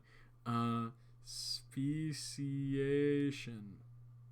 Oh, no, I had it right. I had speciation. No speciation. Dogs? Rob. Hold on. Oh, okay. That's a little different. Hold on. What did he say? Evolution. They were all made out of Asian wolves. Yeah, they co-evolved. Okay, they were not made of. They co-evolved with us. Than what I thought you were saying initially. Okay. Well, this happened on two different occasions on two different continents 10,000 years ago. Did they happen simultaneously? That's a good question. Did these did these instances of dogs arising from wolves happen together in the same time period without like interacting with each other? Is this a convergent evolution then? Which would precede the world and the universe you think was created. Oh yeah. That's the dogs have been around longer than Rob thinks the world has been around for, because young Earth creationism puts them somewhere between 4,000 and 6,000 years. Weird. All right. Well, I just banned someone from my comment section who was talking about jacking off, and I just got no use for that kind of disgusting rhetoric on my socials. Ah yes, Rob, the enemy of masturbation. Creationists tend to ban God's strongest soldier against masturbation. More people and ban people more easy than atheists do. Well, that's kind of disgusting, don't you think? What? I mean, if that's their thing, is it hurting? Masturbation is disgusting? You? No, but I mean, I just like I want to have some like respect. I mean, you wouldn't last long in Germany, because one of my girlfriends loves to go to how many girlfriends you got, Peter? Two. Damn, dude, what? Based non-monogamist, bro. Bans guy for talking about jacking off. Peter, what's wrong with jacking off?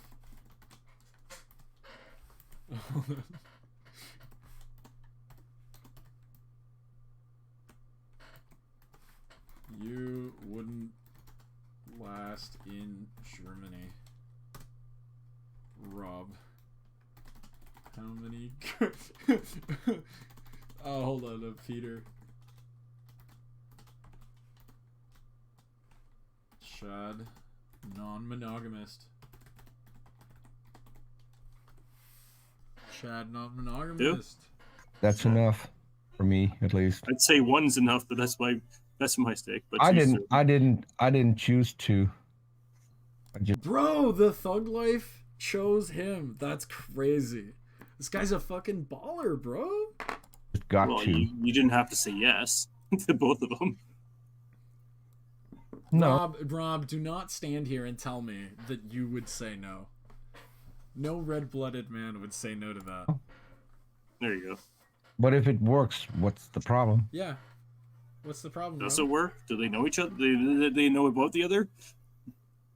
Well, they live in the same house, so they probably met, and they met long before they met me.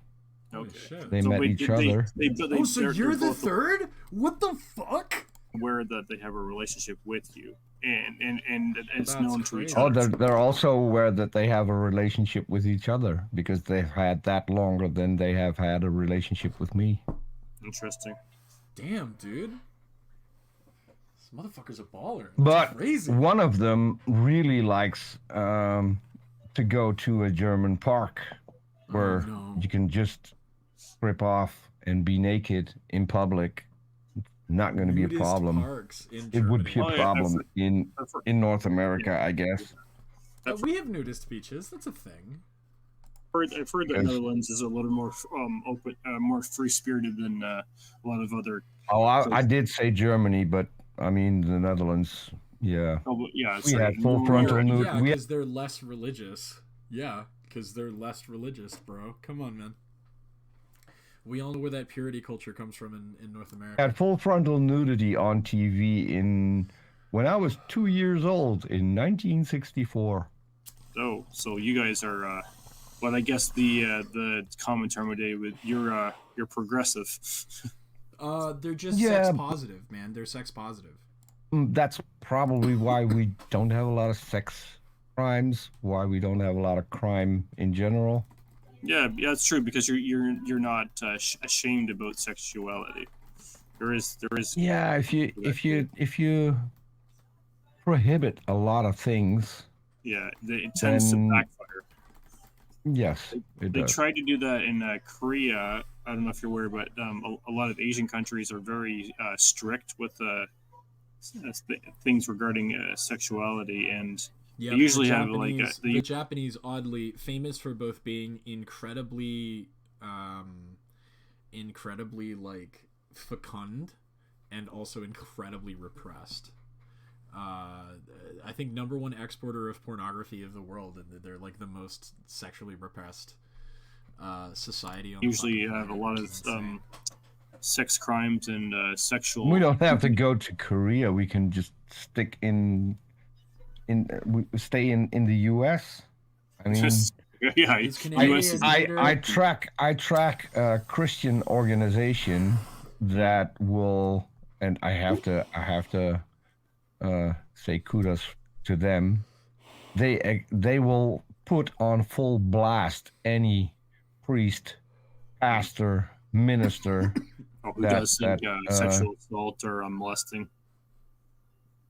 Yes. Yeah, I will. So I'll be right there with it. Strange that this is a problem within religious communities, man. Kind of strange. I blast that person too. I'm right there with you.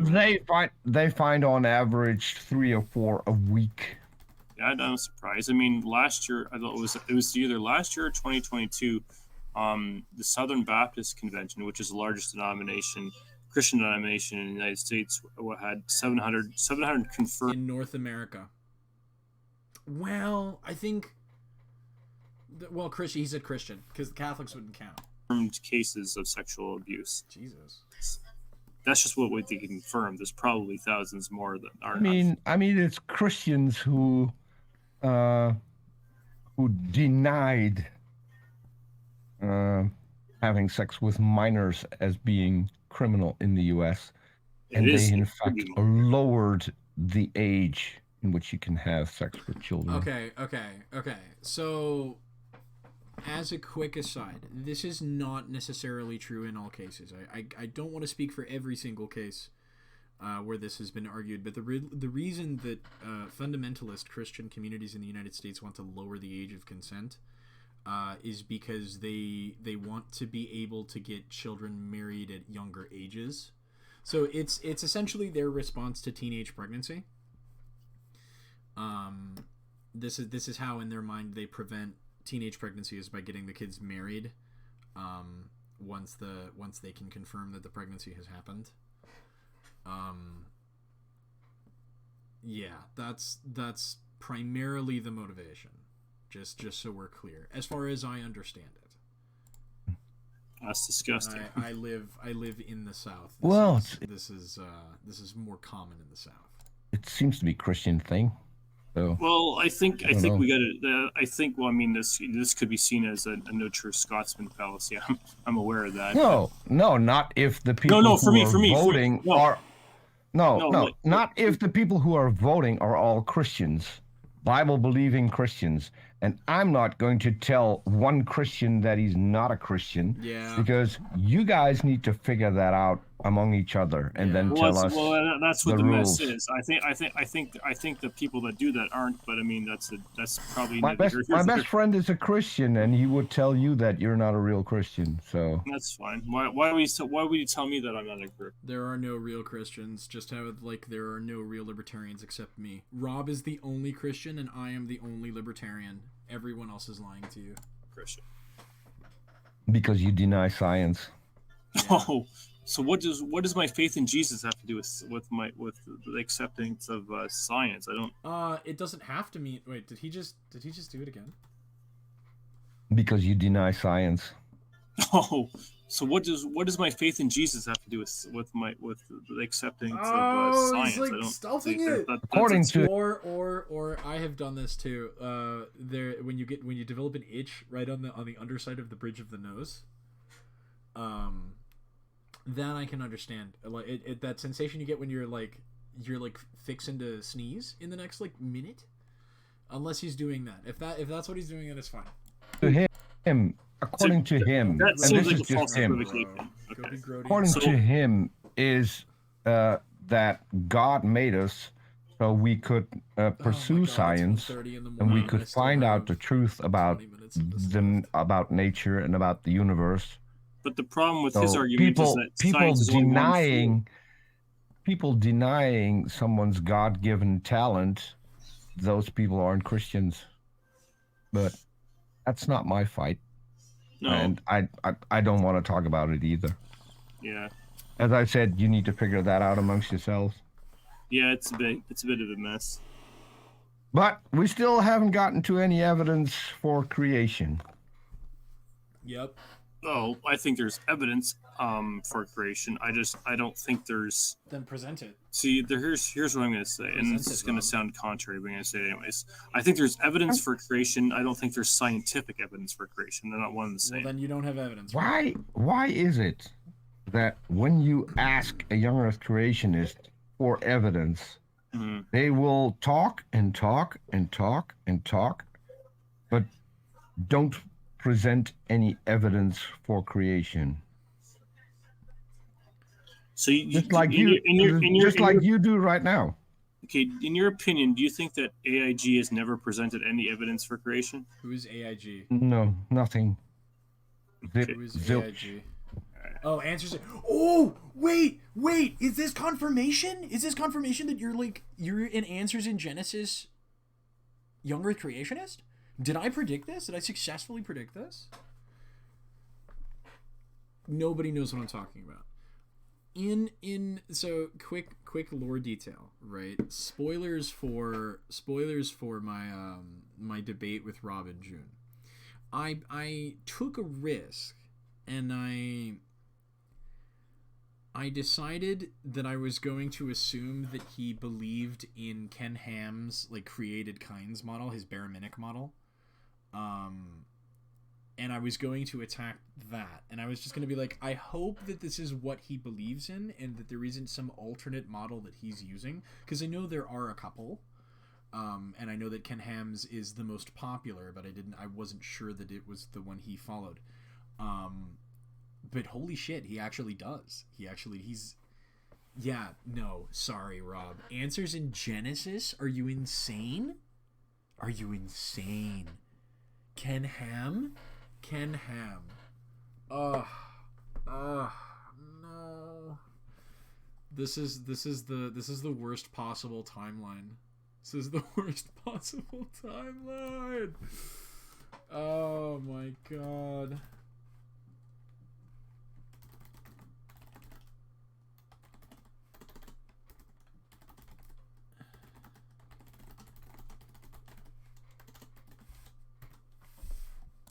They do lie a lot. They lie demonstrably, because they will post things about the natural world that contradict each other.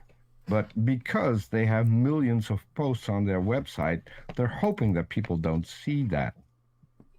So they have one post in which llamas and camels are not related, and then they have another post in which camels and llamas are related. Oh my god. So which of the two is it? Well, to be completely fair, right, in the most charitable way possible, right? Ken Ham has been refining his interpretations. He's been refining the way that they do this. So I just we take the most recent version of the barometric model and we work with it, right? We're not going to talk about what he used to believe. I mean, that's not what he stands for now. We know the fact, right? So we have the fossil record to demonstrate. But why would they need to lie about it? They also tell you that radiometric dating doesn't work, but then they build an ark in Kentucky, and they had the wood radiometrically dated, and so they can say how old it is. So it only works for them. I think officially Ken Ham thinks that there's an upper limit to the accuracy for radiometric dating. I think they've accepted carbon dating because it only goes back 12,000 years, and so it's only really effective within that time frame. And I think that's what they did. They carbon dated the wood.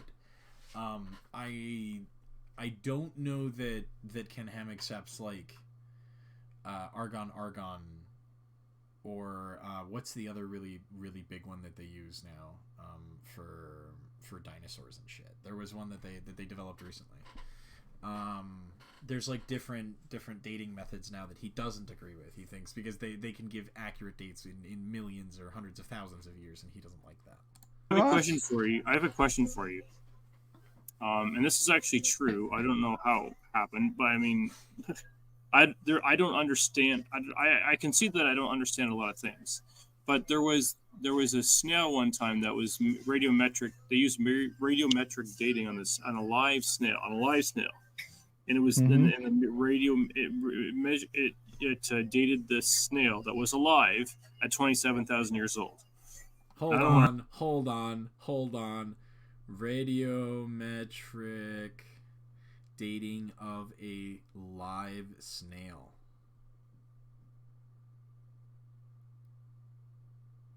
Oh no!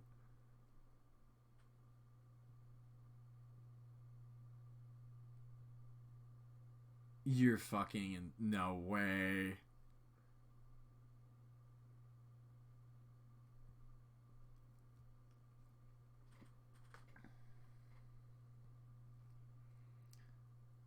Oh, it's called the reservoir effect. Interesting. Oh, website doesn't work. Hold on.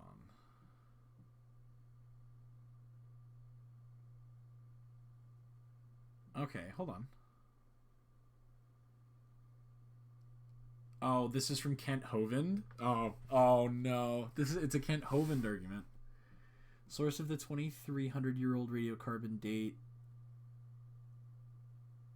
Keith and Anderson, 1963, discussed by Strahler, 1987, has been abused and misused to the discredit of radiocarbon dating. The article discussed the potential errors that the presence of dead carbon would introduce into the dating of mollusks. For instance, carbon dioxide in the water can partially come from the Paleozoic limestone, which lacks carbon-14. As a result, carbon dioxide in the water is sufficient in carbon-14 relative to the atmosphere. Then mollusks living in the water build shells that give the apparent dates older than they really are. This is called the reservoir effect. Interesting.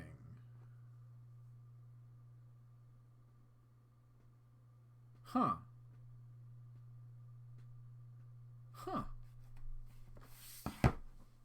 There you go. The reservoir effect. It's got nothing to do with the snails and everything to do with where they're growing.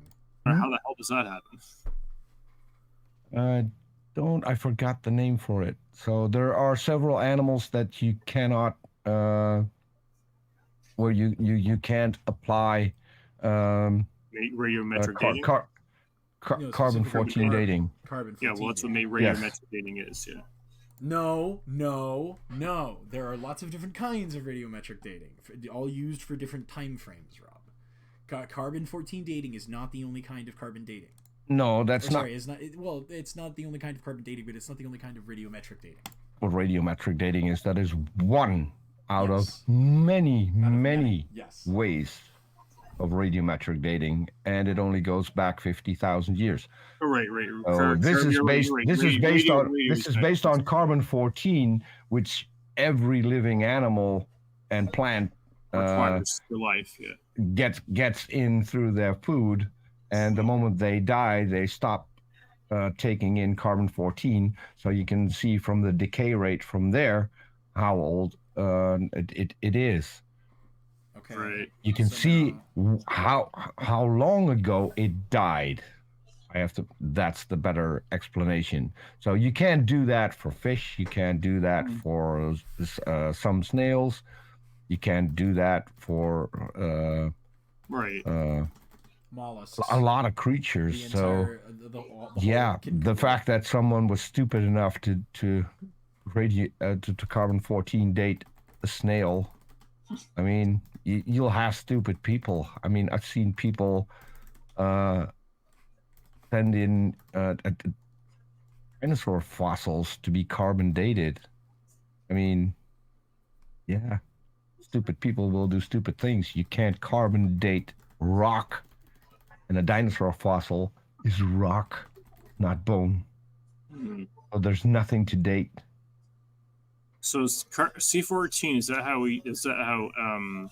you would be able to date what you would say the age of the Earth being at X billion years of age? Considering that I just said that with carbon-14 dating, you can only go back about 50,000 years. Oh, sorry, I thought what would you say? Sorry, I was confusing one with the other. It's radiometric dating. God damn it. Carbon-14 is a kind of radiometric dating. Back billions of years. The fact that we have several dating methods to test, and that they all give basically the same result over anything between 4.5 billion years ago and today. Well, not today, because I think the dating starts at about dude, Rob is 2 hours. Rob is DMing me. Macroevolution is bullshit.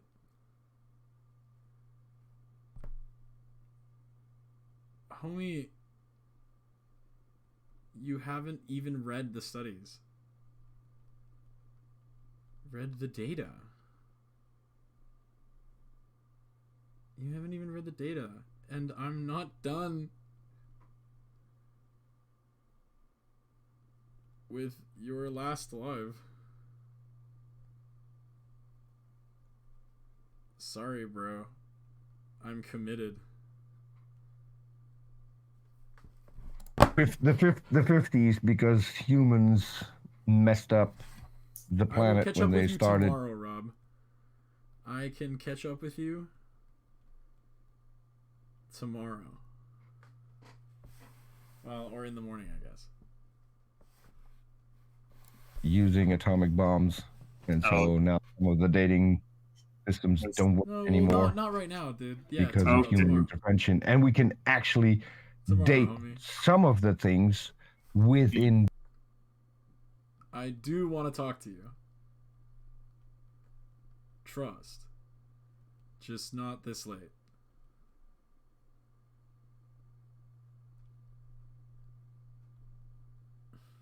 All right. We're good. Days knowing when a catastrophe happened, and so knowing exactly when the person died, and then with radiometric dating, we can get within days. Yeah. Okay. It's fascinating how it works, Rob? Right? It's fascinating how it works, right? The very layman's understanding is take an isotope like uranium-235, right? And this decays into lead, into an isotope of lead, right? And it does this at a set rate, which is I know it's in the millions of years, but for 235 specifically. But let's just say it's 1 million years, right? Let's just say that the half-life of isotope X is 1 million years, and it decays into lead, right? And so we can take a rock out of the Earth and measure how much of that rock is isotope X, right? And how much of it is lead, right? We can measure how much of that isotope is left and how much of it has decayed into lead. And we can calculate, based on that half-life, how old that rock is, because we know what the half-life is. We expect for 1 million years to pass, and half of that rock is going to be lead, right? So if we pull it out of the Earth, and we see that exactly half of it is lead, boom, that rock is 1 million years old. Radiometric dating in a nutshell, right? So if 30% of it is lead, then it's 300,000 years old, right? If 3/4 of it is decayed into lead, then it would be 1.5 million. 1.5 million years old. Sorry, I'm doing like back of the napkin math in my head here, right? But because we know what the half-life is. We know at what rate it decays. And so we find these isotopes in nature. Carbon-14 is one of them, and they all have different half-lives, and that's how we do this, Rob. It's a very robust, incredibly well evidenced method of dating things, radiometric dating, right? And usually it's not just one isotope. We're comparing multiple isotopes in a sample. So I mentioned argon dating earlier. That's another one. I think that produces results within a couple 100,000 years, right? It's really effective, and it makes dating, like, it makes geology pretty much the solidest science that we have currently, right? I mean, this is like a physical Earth science, and it produces the same results no matter what, dude. It makes the age of the Earth practically indisputable, Rob. There is basically no argument against this. We have rocks. We have human skeletons, Rob. We have human skeletons that are older than your proposed creation date, 6,000 years ago. Right? We have human skeletons older than that, homie. Humans have been around for at least 200,000 years. Lucy is older than that. Holy shit, Lucy is older than that. My phone is at like 6%. I can pull this up real quick. Lucy age. Yeah, Lucy, 3.2 million years old. One of the best documented specimens of hominids in the fossil record. And it's much older. We have accurately dated it to 3.2 million years old. It's crazy robust science, man. That's just how it works. Do you think that, like, and this is just a question, of course, do you think that it's reasonable to assume, not assume, is it reasonable to believe that we have equipment that can actually infer billions of years in the past? Yes. You physically measure the amount of the isotope. Inferring. Oh, sorry, not that can read billions of years in the past. To me, that seems measure. It can measure. Measure. Yes. Okay. Yeah. To me, that seems how much of the rock is isotope and how much of it is decay. We can measure further back. We can measure back. The James Webb Telescope just gave us new information. So we can measure back what 28 billion years. Okay. Well, now we've changed subject to redshifting. Go. Okay, see for those, the kind of numbers for me, like, I mean, this, and I will concede this is a problem on my mind. A problem in my mind is I have a hard time accepting that we have equipment that can measure that much into the past. You think so? So that's a crazy statement. That's a crazy statement, Rob, because like you can independently test this, right? You can independently test it. You can like prove this mathematically, right? You don't even need the rock. You just need the half-life, the sample, and the numbers. What percentage of it is isotope and what percentage is decay, right? If you know two sides of the triangle and you stand on the base of the third leg of the triangle, there's no way to figure out how far the farthest point of the triangle is away from you. I think that's a falsification. No, it's not. Math doesn't lie. Math doesn't lie. Math doesn't lie. How they measure distances, and that's how they are able to measure a distance. Measuring distances, angles, and times is pretty conflated. Yeah. They measure in light years, right? I have a known constant, by the way, which is another thing. Like we can determine how old light is based on how far it's traveled, right? Yeah, like because we know the speed that light travels at all times. It travels at a fixed, constant speed. So as long as we know how fast it's going, right, and we can measure how much it's redshifted, we can determine how far it's come. Like this is not my. We can use that to determine distance, and that's how we. In cosmology, literally that's what light year means. Is it is the distance that light travels in a year, and you can break that down. Like Earth is 8 light minutes from the sun. I think it's like 8.5, right? Jupiter is 30 light minutes from the sun.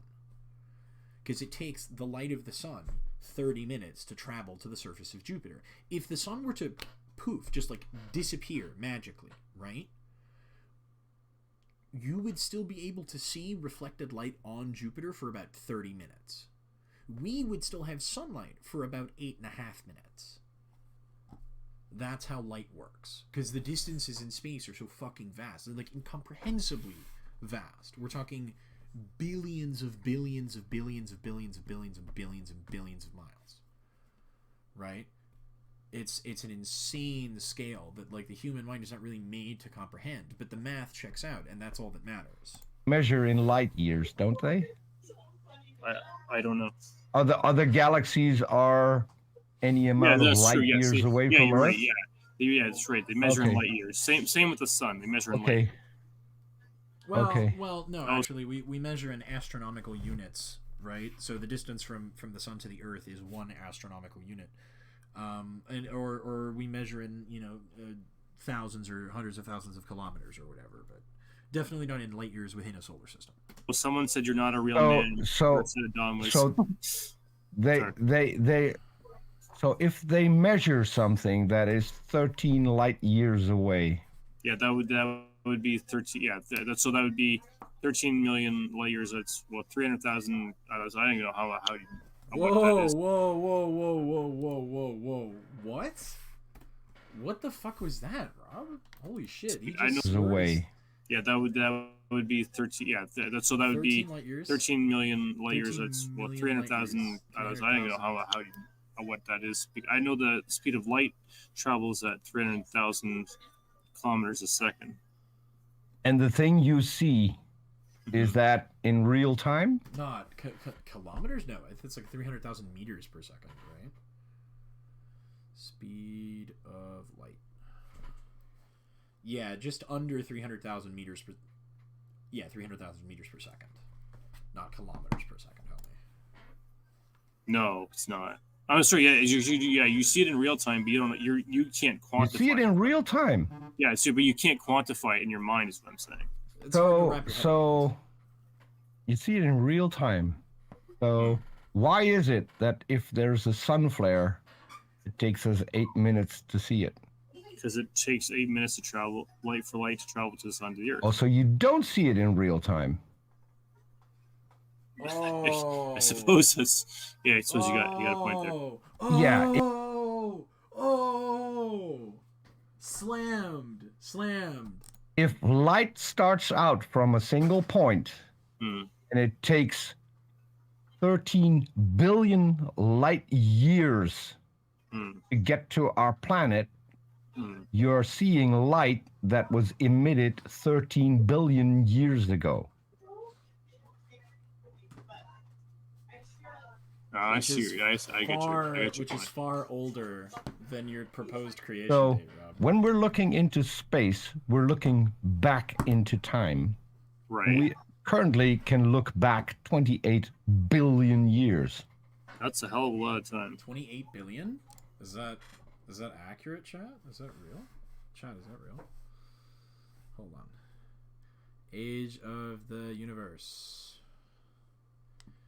13.7. Where did you get this 28 number? Oh, hold on. Age of the universe. Let's see.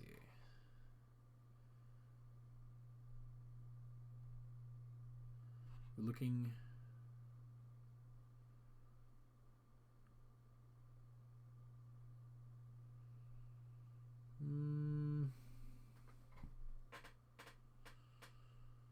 Okay, hold on.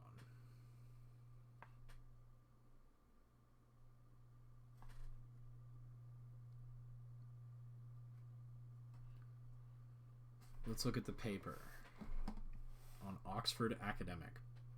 James Webb Early Universe Observations and Delta CDM Cosmology. Is that a delta? That looks like a delta. Let's see.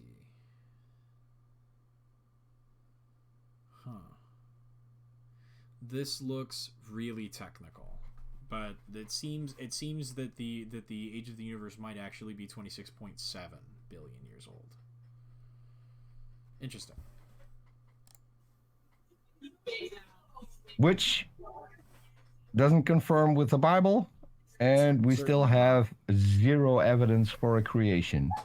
Do you see how this is becoming a theme where I keep asking you for evidence and you come up with nothing? Yep. Well, I mean, maybe every question you've asked me so far, I was able to answer, and you can just use Google to see whether or not I'm correct. I always tell people that if I make a claim, afterwards, go find out whether or not I spoke the truth, and if I didn't, then get back to me. Yeah, you have backed every question up, but you haven't provided evidence. You've given support for your claim. What do you mean? Literally describing the way that these things happen. Literally showing you where you can go crunch the numbers yourself. Why would I need to provide you? Because you're promoting your position, Peter. It's an education that you could have gotten yourself because you have the computer, you have internet. No. It's not my job to educate you. No, that's not how this works. You get up on the stage, you want to have a public conversation, he's going to challenge your beliefs. You do need to, at the very least, explain what the hell you're talking about, right?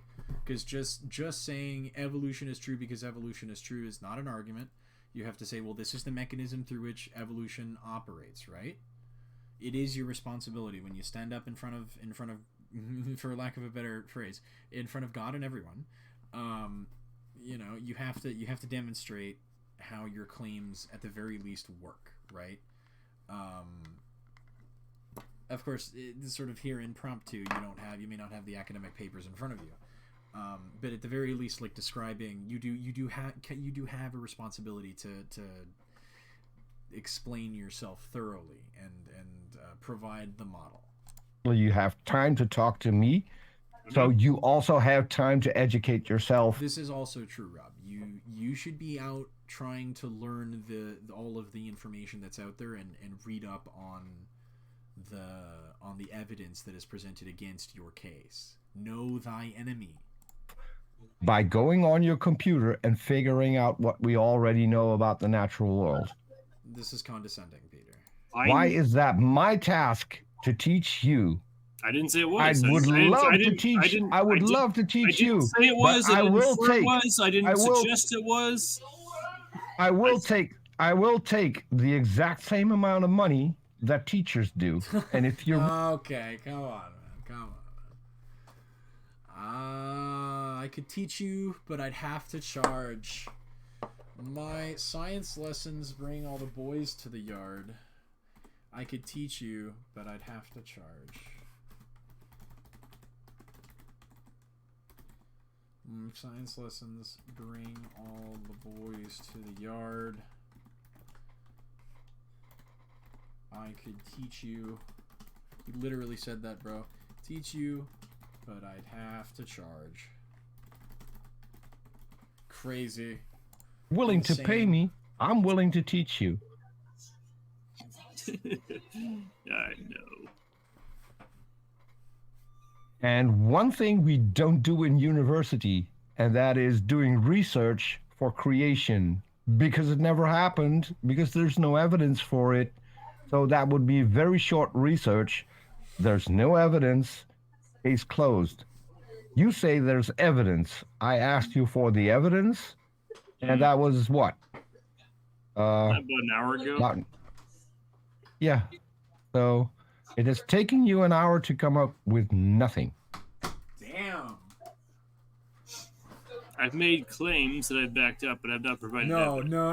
You didn't back them up. You did not back them up. You've made claims which you haven't backed up with evidence. Yeah. I just said that. We're still waiting. Stop paraphrasing me. It's annoying, man. Yeah. So why not present some evidence? If you say there is evidence, then where is it?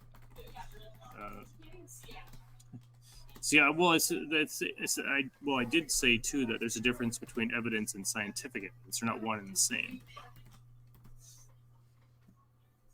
But usually the evidence. So, oh my God. No, let me finish.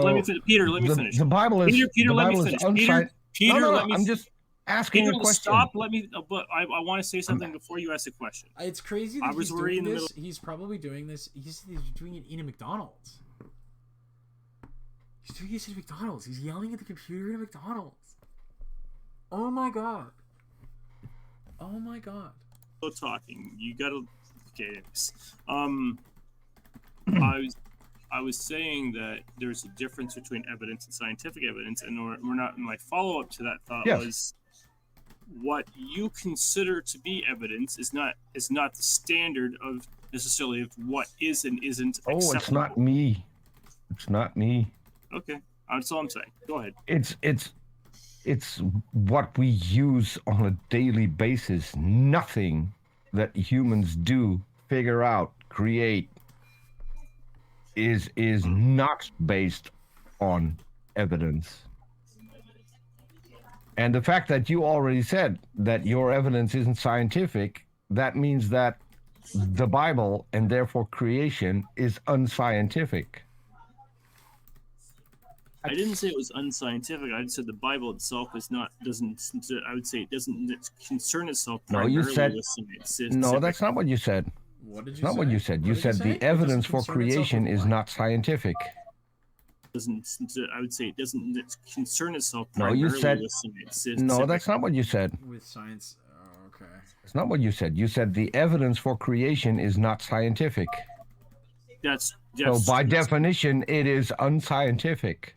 So therefore, the claims in the Bible about creation are unscientific. You gotta stop. No, I'm using logic.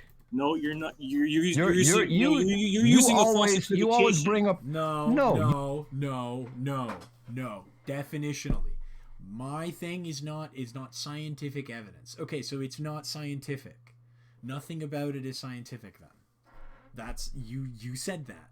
That's a thing you said. You always bring up logic. This is how logic works. No, but it's still the evidence is unscientific. You're making a category. The evidence is unscientific. I'm going to keep interrupting you until you stop so I can say what I want to say. As I said, that's what... Wow. I'm going to keep interrupting you. Let's hear that again. That's an insane statement. Evidence is unscientific. You're making a category. The evidence is unscientific. I'm going to keep interrupting you until you stop so I can say what I want to say. I'm going to keep interrupting you until... you stop so I can say what I say. Robert Groen, 2024.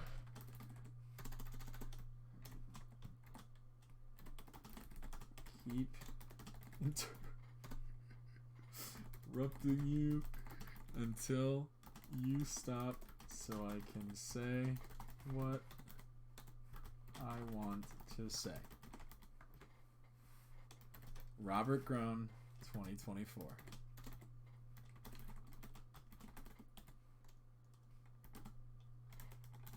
Wow.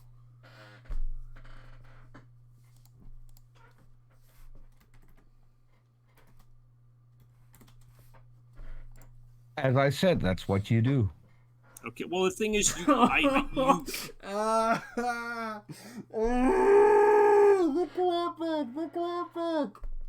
As I said, it's what you do. I gotta call you on it's a false equivocation. The reason it's a false equivocation is because the difference between something that isn't scientific on the front of it and unscientific or anti-scientific. That's the category I made. No, it's not. It's a logical fallacy. You did not commit. You did not apply logic. No, it's not, Rob. No, it's not. You said your evidence isn't scientific, therefore your position isn't scientific, therefore your whole claim isn't scientific. Logical fallacy, Peter. Okay, name me one scientific field that uses unscientific evidence. I didn't say it was unscientific. I said the Bible doesn't concern itself primarily with scientific inquiry. Hold on. But it makes claims about the natural world, which is a part of science. The study of the natural world, right? It makes authoritative material claims about the material nature of the natural world. According to you, anyway. That is concerning itself with a matter of scientific inquiry, because the natural world is a matter of scientific inquiry, Rob. That's how that works. But that doesn't mean it's not science. It makes scientific claims. Granted, it's pseudoscience. Rob believes that it makes claims about the material nature of reality. It makes. But when the Bible claims that heaven and earth were created by some deity, were spoken into existence. That is a material claim. I.e., I speak into being, which back in the day was pronounced abracadabra. I'm sure that was how exactly how God said it. Go on. Well, if God didn't say abracadabra, he's kind of a loser, bro. I wouldn't worship a god that didn't say abracadabra when he made shit, bro. That's the sign of a based god. I mean, any god unscientific. Would say if there's no scientific evidence for something, then it's unscientific. Unscientific. It's just not. It's not. By definition, it is. By definition, something for which there is no scientific evidence is unscientific. Because if it was scientific, there would be scientific evidence for it. Yep. That's how science works. Yep. And my response to that is, it's not unscientific. It just doesn't deal primarily with scientific claims, which is not the same thing. Therefore, it's unscientific. If you say so. Yeah, that is literally what. No, this is how language works, Robbie. You cannot change your own language. Robbie. I'm not changing it. I'm merely making a slight adjustment to your claim about. Okay. Yeah, because it benefits your side, because it allows you to weasel your way out of the problem. But he's not going to let you weasel your way out of it, bro. And I asked you to back up that claim by naming a field of science that doesn't use scientific evidence. And I'm still waiting, and I will still be waiting tomorrow at the same time, and next week at the same time, and next year at the same time, the same way I'm waiting for evidence for God, because you keep tap dancing around and saying, well, it's not scientific. Well, it's not this. Well, it's not that. Well, what is it? Name your best evidence for a God. Go ahead. I was actually talking about the science stuff now, but let me deal with one thing at a time. I never mentioned the word science. I said evidence. Evidence is a body of facts that indicate in a way such as it favors one hypothesis over another. I never mentioned scientific. I mentioned facts. I mean, this is a fact. This is actually in Genesis 1, by the way. No. No. I'm not. You can just read on the face. You can respond however you want. But this is 3 verses in Genesis. It's not that long. It'd take me maybe a minute to read it tops. Read it. Don't talk so much. Read it. Quit yapping, bro. Okay, Genesis 1:20 to 23. And God said, "Let the water teem with living creatures, and let birds fly above the earth across the vault of the sky." So God created the great creatures of the sea, and every living thing with the waters that teem that moves about it, according to their kinds, and every winged bird according to its kind. And God saw that was good. Oh no! God bless them. Great. That's a claim. That's a claim. So where's the evidence? No, Peter, I'm not even finished yet. You got your horrible listener. You think I don't know the Bible? I know the Bible better than you do. I doubt it. Actually, okay, let's put that to the test right now. I doubt that as well. No, let's not put that to the test. Yeah, let's so you don't want to be found out to be a liar, do you, Peter? You don't want to be found out as a liar, because I've asked you an hour ago for evidence for God. We're an hour in, you have still to provide one Peter, piece of evidence. you just said you know the Bible more than me. Now I'm going to. Yes, and we'll get to that right after you present. Why are we arguing about this? Why are we arguing about this? Just read the fucking passage. Right. Yeah, great. You can. Right after we get to evidence for God. Go ahead. Oh, so it has to be on your terms. I see how it is. No. Just do it, Rob. Just do it. Jesus Christ. Another colloquialism. Just do it. My question was an hour ago. If I can wait an hour, you can wait an hour. Okay. Right? Fair enough. That's fair.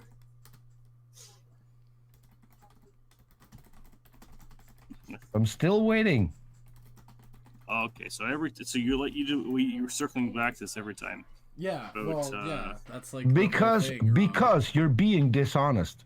Claiming that you have evidence, which is by now clearly a lie because we're 1 hour in and you won't present any. There's no evidence that you accept. That's pretty much what it comes down to. It's no Then evidence it's not that can be observed independently that points to your evidence. You just conceded it's not evidence you accept. It's no, not because we don't accept abstract concepts. We need concrete material. Data. Fucking data. Numbers. Please. What evidence is. No, because it doesn't matter. Because like 5 minutes ago. Because it doesn't matter. Affirmed that you lie. You just affirmed that you lied. Like no, and I can explain to you why. Why are we arguing? Because there's no way for me to deny a fact. You do it every day. You're doing it right now. So do you think it would be possible for me to deny that behind you there's a wall made up of gray tiles in 2 different shades? What is this? I could deny that. Do you think? Yes.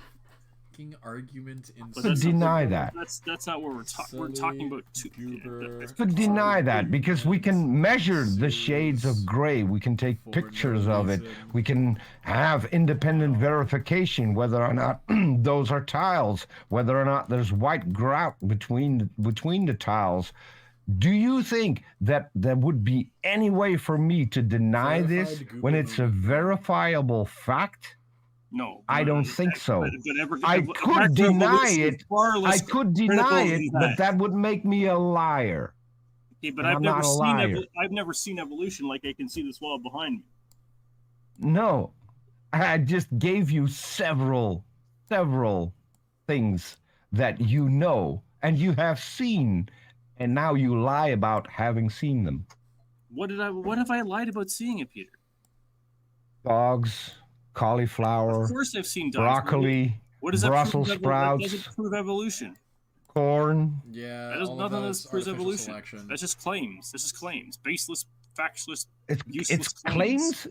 It's claims those things exist. No, it's a claim that they prove evolution. It's a claim that they prove evolution. It's a claim that humans brought all these into existence using evolution. That's a claim. No, by hijacking humans. Where did cauliflower come from? Did God create cauliflower?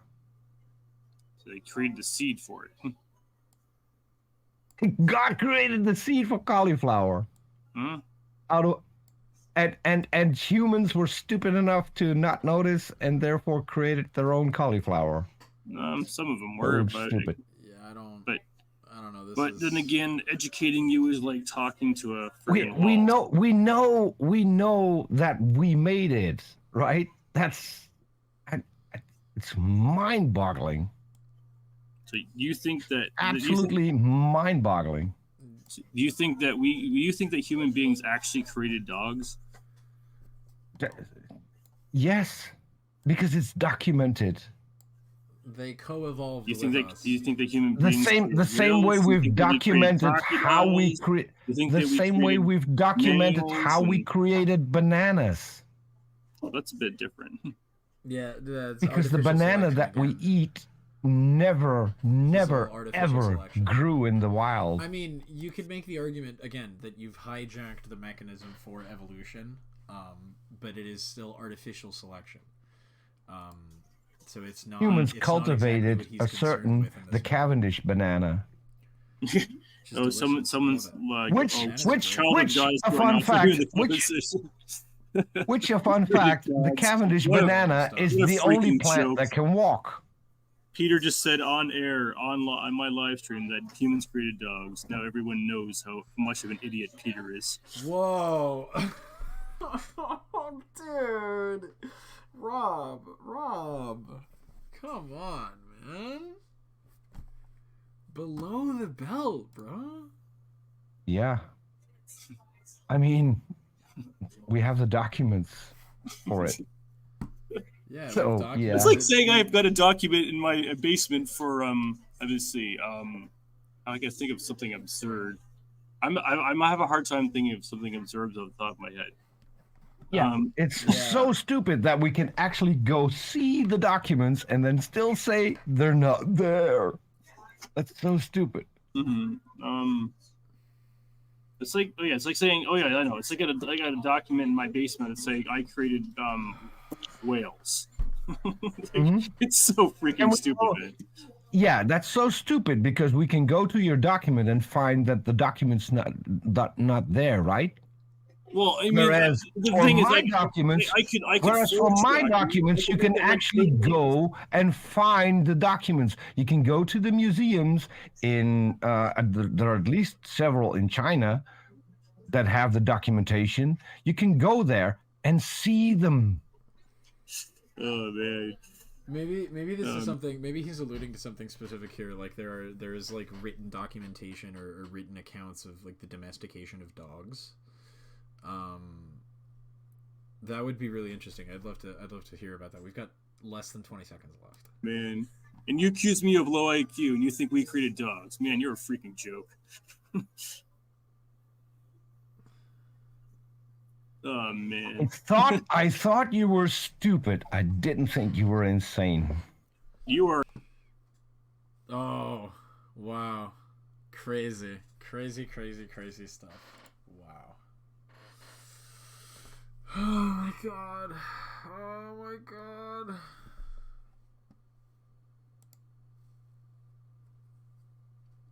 Wow. Wow. That just happened. That whole thing just happened. Well, Rob? Okay, I'm gonna start with Peter. Peter, hold on. We're gonna do this. We're gonna do this number so that we know that I'm talking for real now. This is me. This is literally me. This is what I literally look like. This is when you talk to me on Twitter, this is who you're talking to. Rob. Wow, dude. Wow. Peter, you get a B. You get a B. You definitely there were some things that I don't. You made a point to harp on artificial selection a lot, which I found really really weird. But maybe that's just a me thing. I don't know. A B? No, I feel like a B is harsh. I feel like a B is harsh. A minus. Definitely had to. Definitely, I would not have used some of these arguments, but I see why you made them. But generally, just like not sort of giving him any wiggle room was good. Was very good actually. Rob, you get an F, homie. Wow, just wow. This is bad, man. This is really bad. Rob. We're gonna talk. We're gonna have a talk, bro. Oh, we're gonna have to talk, bro. We're gonna have to sit down and have a conversation about this, because this is a little bit out of control. The silly little goober argument at the end was not necessary from either of you, to be completely honest. And there were definitely a couple of moments, Peter, where I felt you were being a little too aggressive, and a little too uncharitable. You gotta meet him where he's at, homie. You gotta meet him where he's at. Wow. Okay. Well, I'm gonna go to bed because it's 2:20 in the morning. But I hope. Oh my god. I hope this can be the start of a much longer and thorough conversation, Rob. I want you to know from the bottom of my heart, bro. From the bottom of my heart. You're a good person. Okay? I don't believe you want to do anybody any ill. I don't think you're crazy. Alright? I just think you have been brought up to view the world in such a way.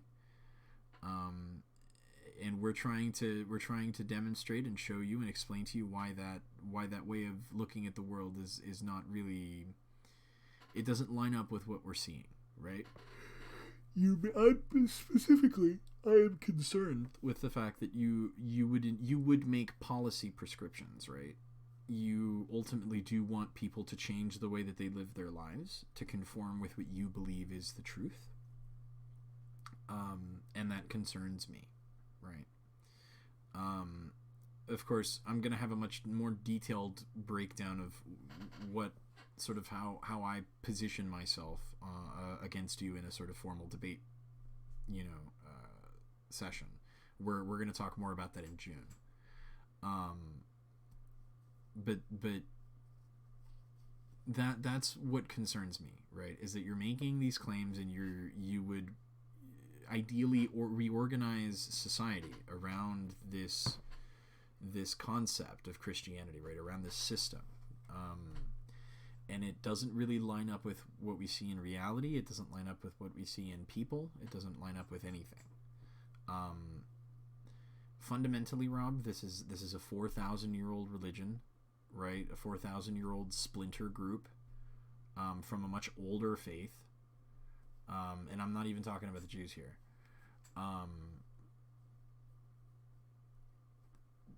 I don't know that this is like, I don't know that this book explains anything, Rob. I don't know that this book can even attempt to explain anything that we see in the natural world, let alone explain anything in people, and to use it as a prescription for, or rather as a starting point, to prescribe moral edicts is definitely far outside what modern society considers to be acceptable. I will do my best to explain the concepts that you do not understand to you. I want to help you. I want to help you see